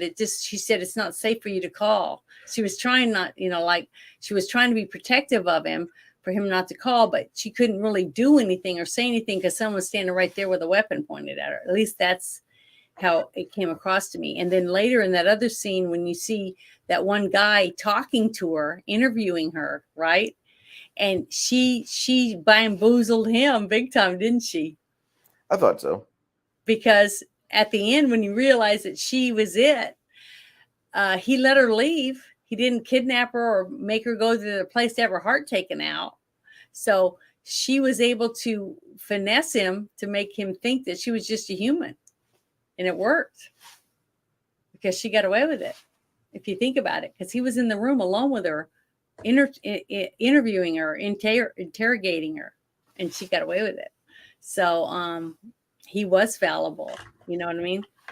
So that was really good for his character arc, because when he shows up at the end following her to meet Gary Sinise's character, where the crash was at, basically,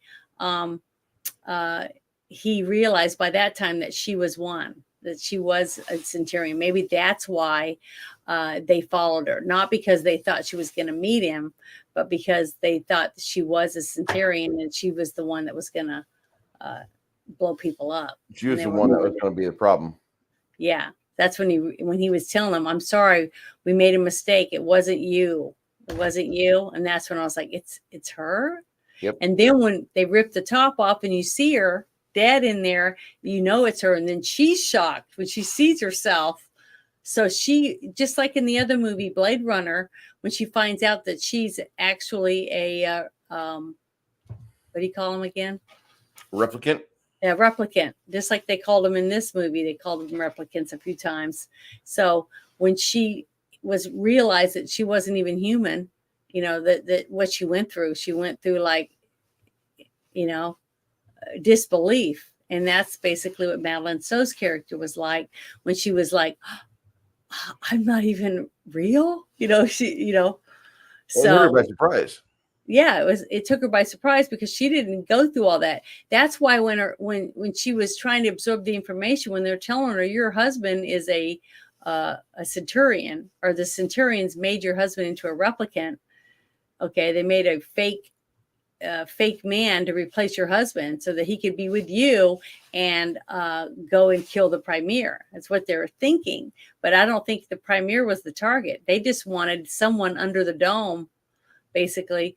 Well, maybe I'm wrong, because if they crash landed the ship, okay, and they were inside the dome, then it wouldn't have mattered where they were, right? They could just blow up wherever and take out the dome. Yeah. So it had to been they wanted a specific people to be taken out, or they wouldn't have went through all that trouble to get back to where they were supposed to go to be able to blow it up. Now that made sense. Let's say that the whole thing was that they were supposed to get Gary Sinise, this character, to go back inside that business where he was coming up with all these new weapons. So maybe that's what they wanted. Maybe they wanted to be able to take out the technology of where they were creating all the weapons. See, but that didn't make any sense either, because he was there and he didn't blow it up. So maybe he was supposed to take out the premier, because they were supposed to meet that next night, right? At some big dinner or something. Him and his wife. I thought it was the weekend. Wherever it was. After they got back, remember, he said, well, we're supposed to go see them, or tonight, or something like that. So I don't remember the exact time, but that's what they were supposed to do. We had to have dinner with these people or whatever. So I thought that was interesting. But yeah, a lot of it made sense. And sometimes I was like, I don't know, I can't put two to two together. But that's the whole thing. The whole thing was to throw you off, to not realize that Madeline Stowe was also a replicant. One of them. They took out both of them, because how could they not? How could they sneak in somehow at a romantic tryst weekend with a husband and wife in a cabin where they're going to be probably wham, bam, thank you, ma'am, all weekend, right?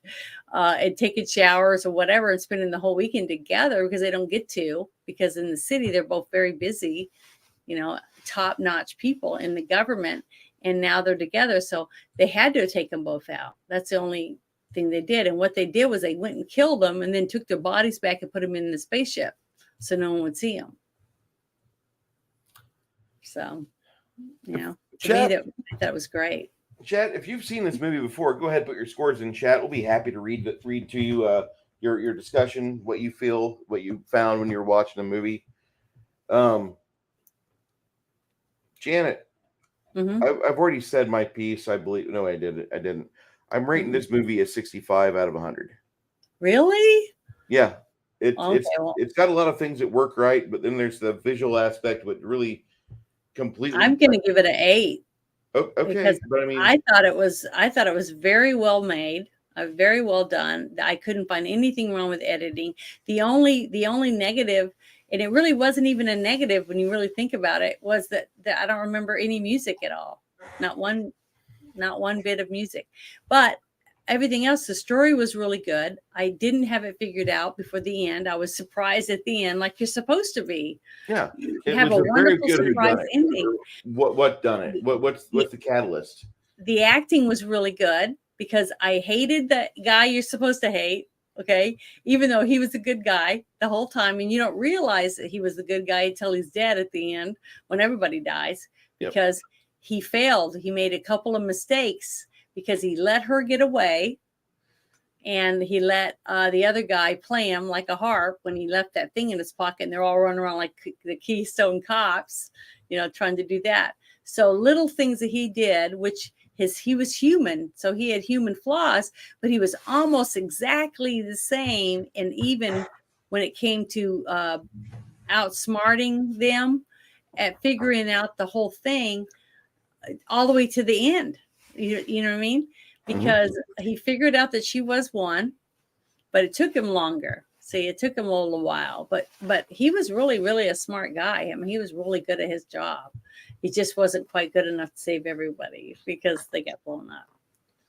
I But I like the movie. Don't take the 65 as a negative. This is just a movie that really lacked a lot of set design, mhm. and the sets were given like I felt I was watching through a gray brown filter throughout the whole time. Yeah, that it was dark, but to me, uh, at first I didn't realize why it was so dark, except that maybe it was nighttime. But after we went outside the dome and you see them in the buildings looking over, and you see the huge dome over it, and you Yes. see all the spaceships and stuff all flying around, and fights going on with lasers and all that stuff. That's when I realized that's why it's dark. That's why it's gloomy. Is that they're spending all the money and stuff on technology to keep the dome up, to keep them all alive.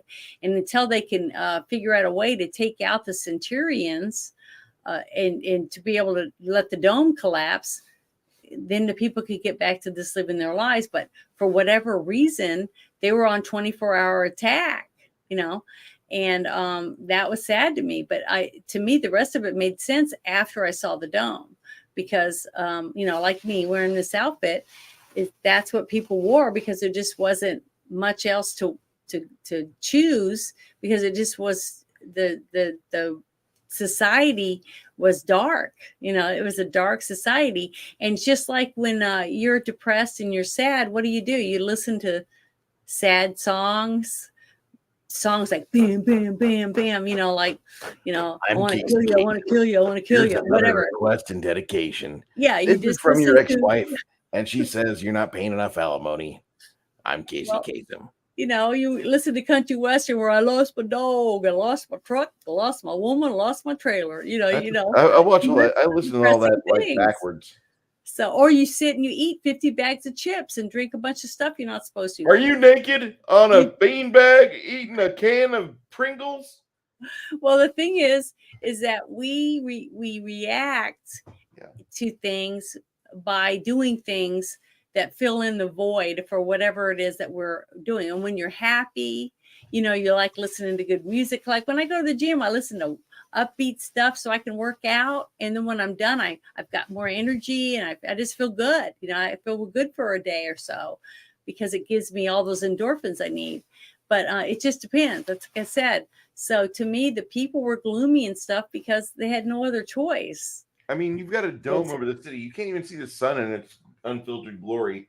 You've got Mhm. you're getting your ass kicked by a race of aliens that are really just doing this for funsies because they're at the level of tech where they could just wipe us all out. They could Yeah, but see, completely. maybe that's what they wanted. They wanted the planet. So they could either blow up the whole planet and kill all of us and just get rid of us. But that to me, over time, I started realizing that can't be it. Just like the movie Signs, right? Yeah. In the movie Signs, water is what was able to kill the aliens. The little girl kept leaving all the glasses all over the house. And that's another movie we need to probably review. But the thing is that they wanted the planet, they wanted the resources, and they probably wanted the people because over time they could probably eat the people, the creature aliens. But in this one, we don't, from what it looked like, it didn't look like they wanted us at all as slaves or even as food. They just wanted us dead. They just wanted us, all the humans, dead and gone so they could have the planet. So whatever, wherever they came from, the technology was good. They probably destroyed their own planet for whatever reason, and they were out trying to find a new one, but they didn't want us. They just wanted to get rid of us. So they were just getting rid of the humans so they could have the planet to themselves. The So movie to me, that Signs was completely inspired this. liquid death. Liquid death is canned water, Mm-hmm. and like the commercial for it's funny because the girl that's kind of hot and sexy is talking about Mm-hmm. how water is so metal, and then she tells you how many thousands of people die in water every year, and then they're like, "Murder your thirst." It's a I've fun never heard little of it. brand. It's I never heard in of the it. big cities. It's a catchy thing, and it's actually not bad water from what everybody I've heard that's tried it. They said it. It's probably just tap water put into a can. No, actually, it's kind of like a spring water or mountain water. Like Did they you watch that show with the Penn and Simpsons. Teller? No. Okay, there's a show by Penn and Teller, and I can't remember the name of it right this second, but they had it, I think it was on HBO. And one of these episodes, they had a restaurant and they had people coming in and they would go up to their table with a waiter, a maitre d', and all this stuff. And he would say, would you like some, spring water or whatever? We had this kind of water, gourmet water or whatever. And they had one, it was in this real fancy bottle. And they said it was melted iceberg water. And then another one was from the Amazon. So it was a rainwater from the Amazon and all this stuff. And they were all saying, yeah, they all wanted different waters. And they're bringing all these gourmet waters out and people were drinking it. But then what they did, and they were saying, oh my God, this is the best water I ever had. And this other guy's going, no, mine's better. And they're tasting each other's water and they're like going ooh and on over it, right? And then they show in the back, they got a garden hose and a guy back there with the different bottles and he's filling them up with a garden hose. It's the same water in all the bottles, but because of what the bottle looked like and what they were told about it, they thought it tasted different, but it wasn't. And it was called Bullshit. Yeah, it's a show called Bullshit. You've got to watch it. After you're done with our Star Trek stuff, we're going to start watching all the episodes of Bullshit. That's what we need to watch from HBO because it's really good. But the thing is, it's just like that. If you tell somebody something long enough, they start to believe it, right? Yeah, and this movie does a really good job of making you think that Gary Sinise is a good guy. Olham is a great man, and it does a good job of and he was direction. This and he movie, was a good man. He just that's didn't why know he wasn't a man. that's one of the reasons why I'm rating it as high as a 65.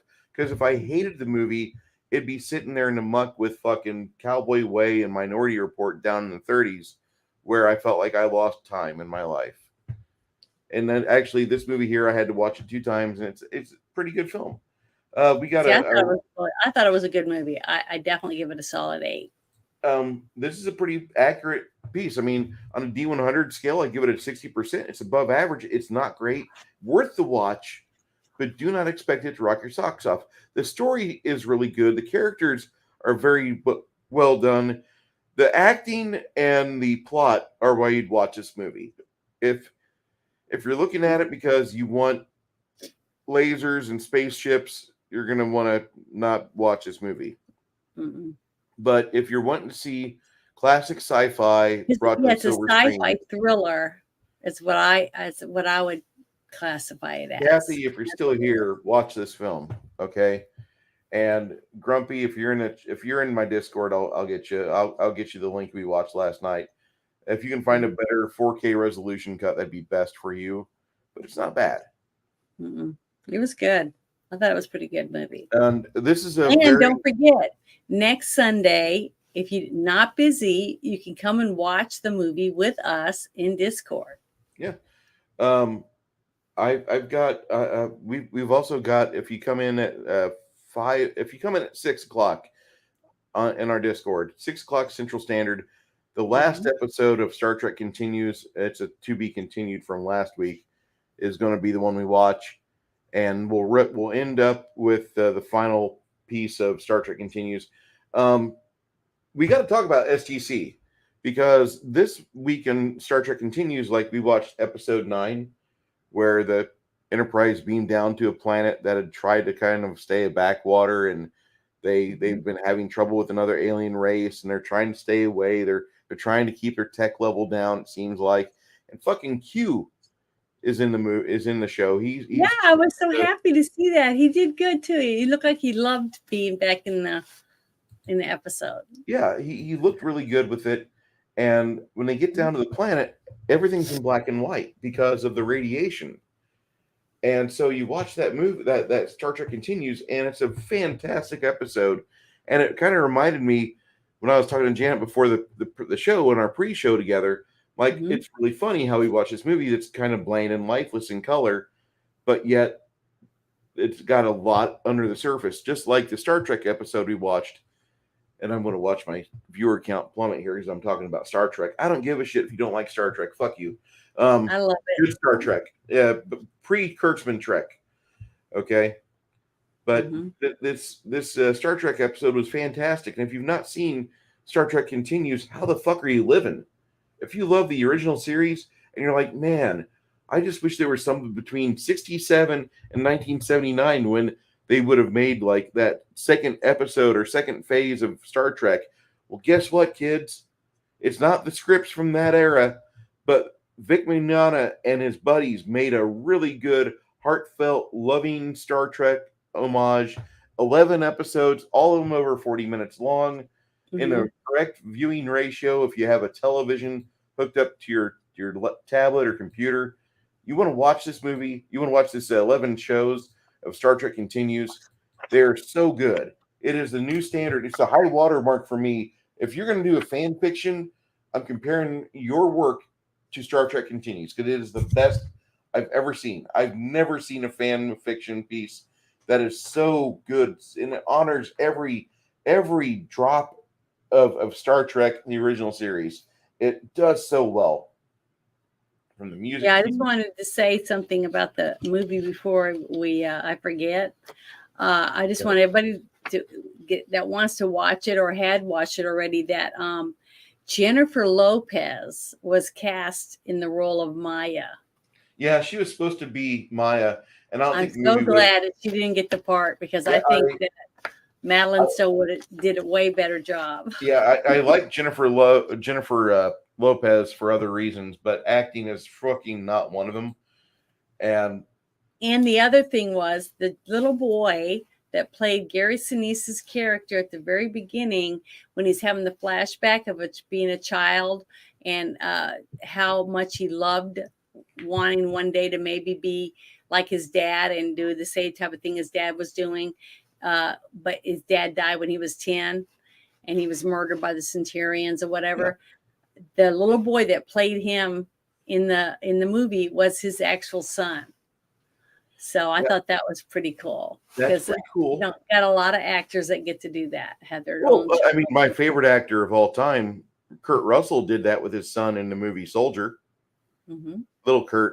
Little Wyatt got to play Kurt's character for a few minutes, and it was fun to watch because they're showing how the fascists raise their kids. Just like Clint Eastwood, his son, and then you got, what was the other one that played in Lost Boys? He's a miniature of his dad. Yeah, Kiefer. Yeah, Kiefer Sutherland. Even though his dad's a huge, tall guy, and Kiefer's not that tall. No, but he does look like his dad. There's a lot of actors, and then you got Charlie Sheen that looked like his dad. I mean, it's amazing how much some of these guys look like their fathers. I'm going to justify my 65% here, guys. The second act, I could completely toss it.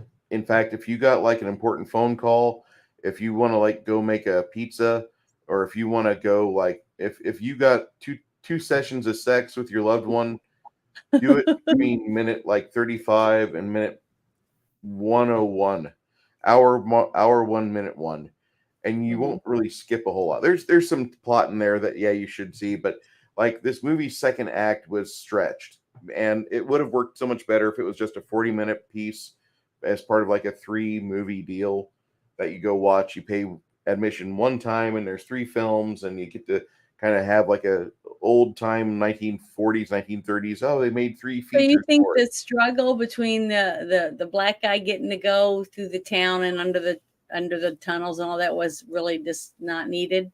Yeah, I think the kinetic portions of the second act are kind of stretched out. Like it's cool they did that. It is, but this is like that's like the extra scenes or deleted scenes that a nerd would love if they love the lore of this movie.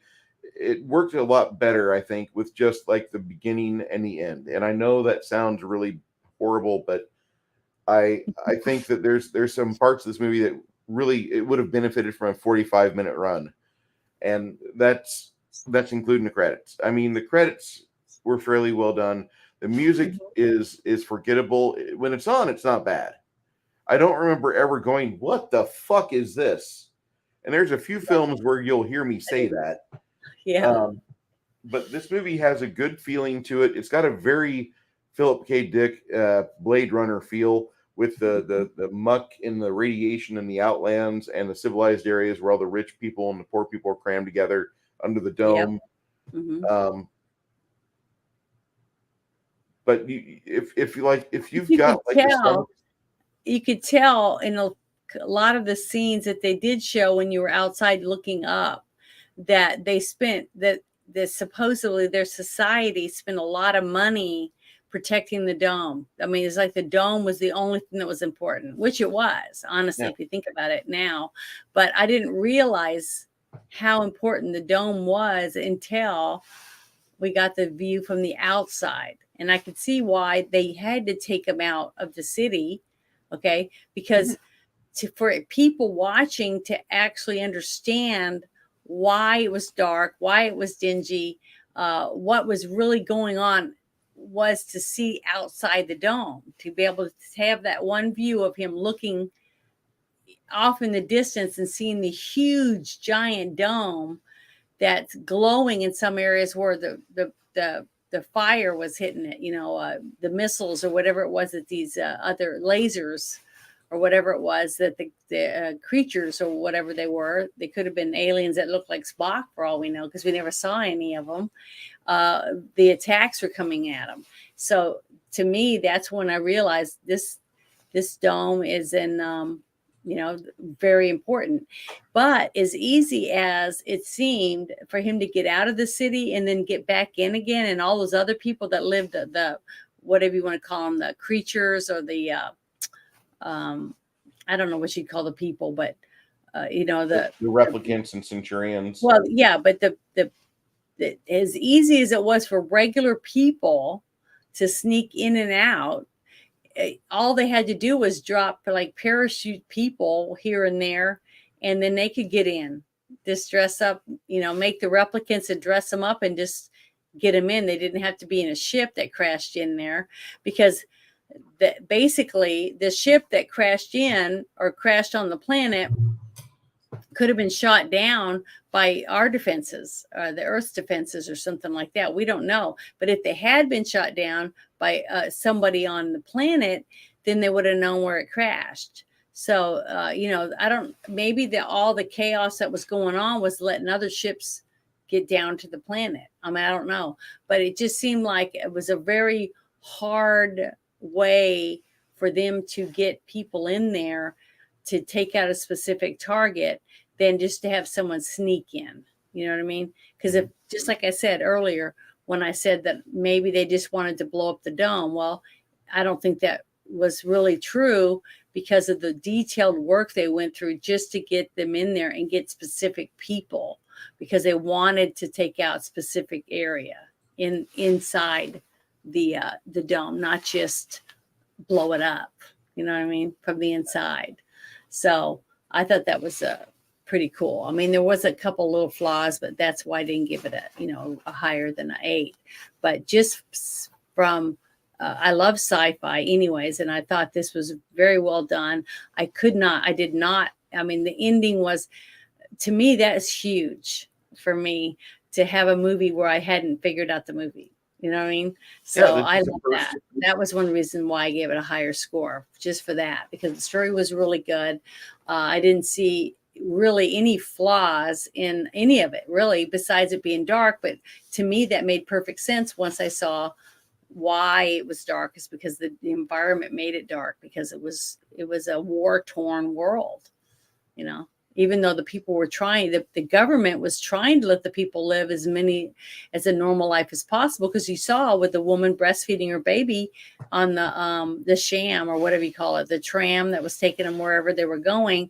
So people were having children and raising their families and stuff, in the best they could in the environment that they lived in, which was very dark and dingy, because they just didn't have the money to keep it all lit up and everything, because they were trying to spend all their power was all going towards to dome, basically, to protect all the people, whatever was left, so to save humanity. So basically that was sad, because how many movies do you get to watch where the aliens win? It's not like the movie Independence Day, where we kicked ass. We took the aliens out, the whole mothership. We took them all out. So I thought it was very good. Maybe that's why it didn't do so well, because people don't want to lose. You know, people that go to the movies want to leave Not a winners. happy ending. It doesn't. It's not a happy ending because No. we lose. Humans lose. That might be one reason why it wasn't as successful as it should have been, because it was a very well done movie. I thought this film did a lot of things right. I think if you're looking at it for stars out of 5, I gave it 3. That sounds a lot better than me saying 65%. But this is a decent movie. It's got some good stuff to it. The fact that I there's a few movies I didn't get, like the first time I saw it, like how the fuck did Fight Club happen? And on second watching, okay, that's where that happened. Okay, well, I like Fight Club. I love Fight Club. It's one of my favorite movies. Very good. We are all Robert Paulson. And Janet, you know what movie you're watching next week? I think you said it was called Paycheck or something. Yep. Payback. It's the final film in our four film series dedicated to the late Philip K. Dick. And this movie is starring Ben Affleck and Paul Giamatti. I'm looking very much forward to this film. And hopefully you are too. If you can stop by our Discord Sunday night, we'll be watching the last episode of Star Trek Continues. And then we'll be watching Paycheck, which is a movie that totally took me by surprise. And I expect it to rate higher than this. I don't think it's a modern masterpiece, but Aaron Eckhart and Paul Giamatti in a film, Ben Affleck, whatever.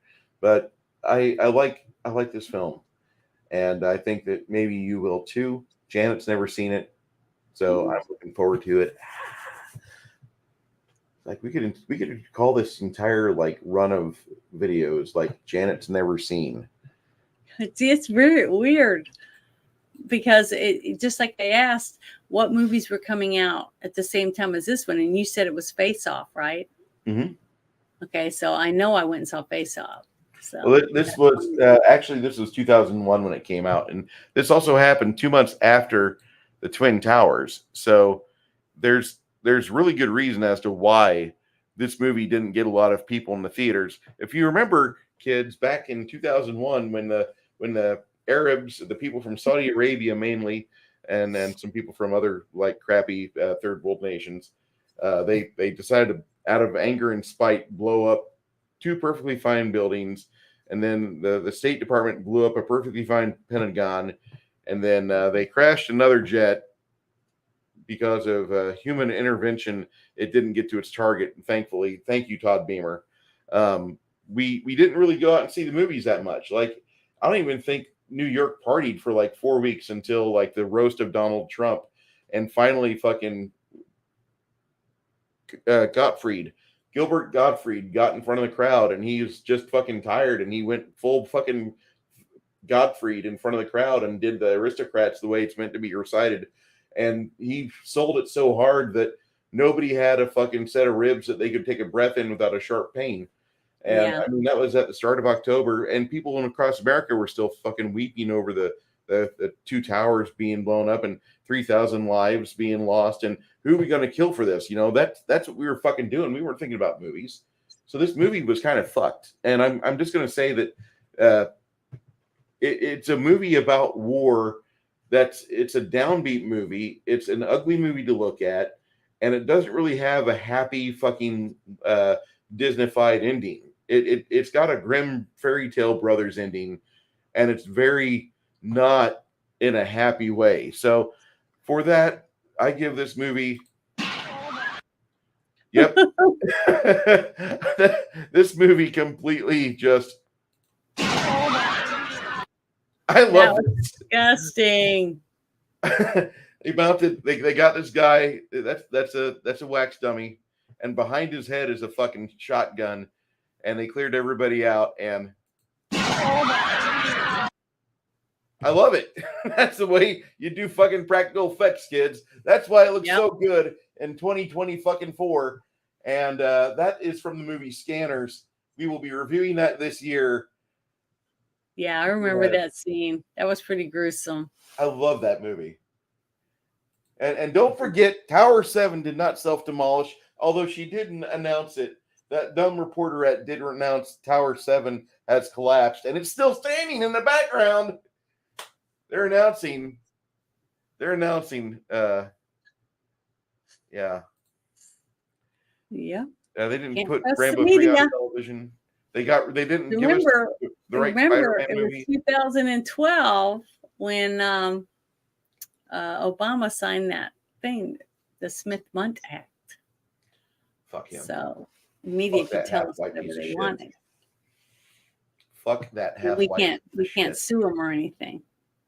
They can just say, "Oh, we're sorry, we made a mistake." That's it. New York, you guys owe the fucking Middle East a fucking thorough beating.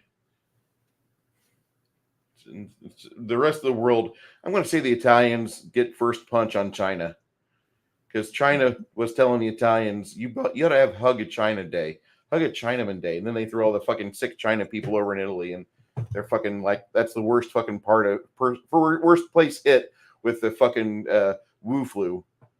Anyway, before I get on a fucking tear on politics, I think we ought to end this. Love you guys.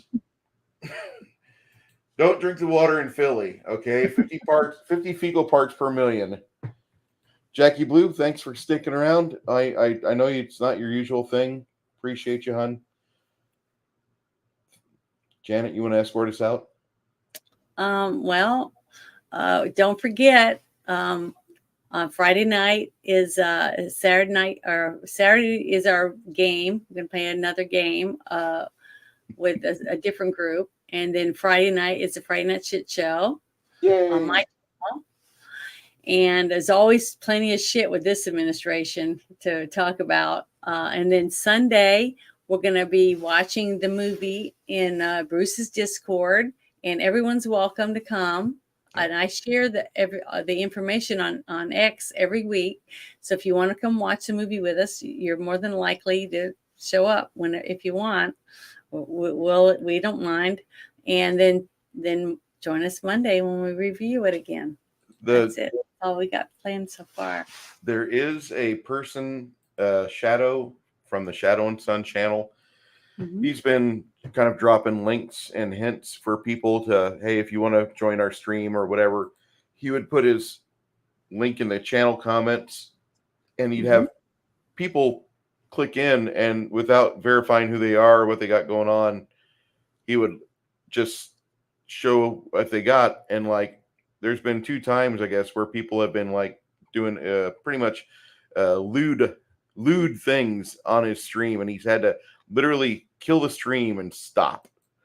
And then, so what do you mean? He's been putting links and letting people just join his stream? Yeah, so don't be doing that.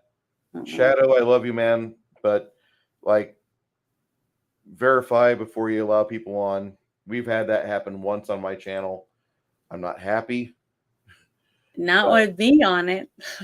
No, you don't want to see it. Yeah, anyway. I'm glad, because I said I haven't seen anything like that. Yeah.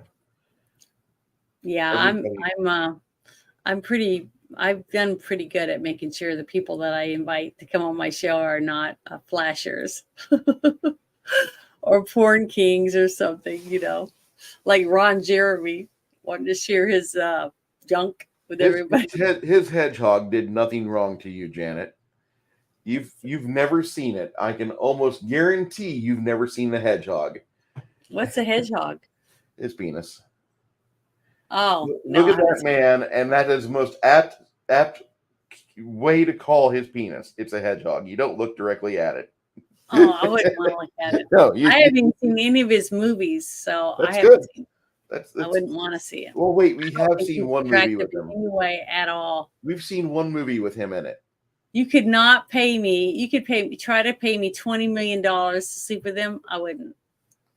He's not worth $20 million to me. Well, Janet, he's a great actor. We watched him in the movie Boondock Saints. He was okay. He got killed. Yeah. He got blown up. Thank goodness. But I'm saying I feel sorry for all those women. I can't believe that they could pay them enough money. That's the topic for another night. We could do that on Friday night, discuss the entire Me Too bullshit, which As much as I hate fucking, predators and shit, like, I'm sorry. If you're working in porn, like, there's certain things you're going to be exposed to, the rest of us aren't. Yeah, exactly. I'm going to my happy place now. I just believe.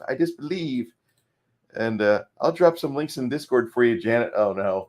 And he was great in the movie Orgasmo. We should watch Orgasmo. Yes. I thought Orgasmo was a South Park episode.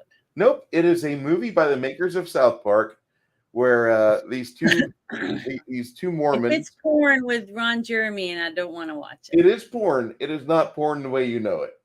It's completely acceptable R-rated porn. We'll have to. You want to review that? Yes, those two movies right there, Orgasmo and Basketball. Now I've seen Basketball. It's a great movie. I've seen that. Just like I saw Ballers, Lady Ballers, and it was funny as shit. I liked it. I'm glad we've turned this. And I was a hot looking dude.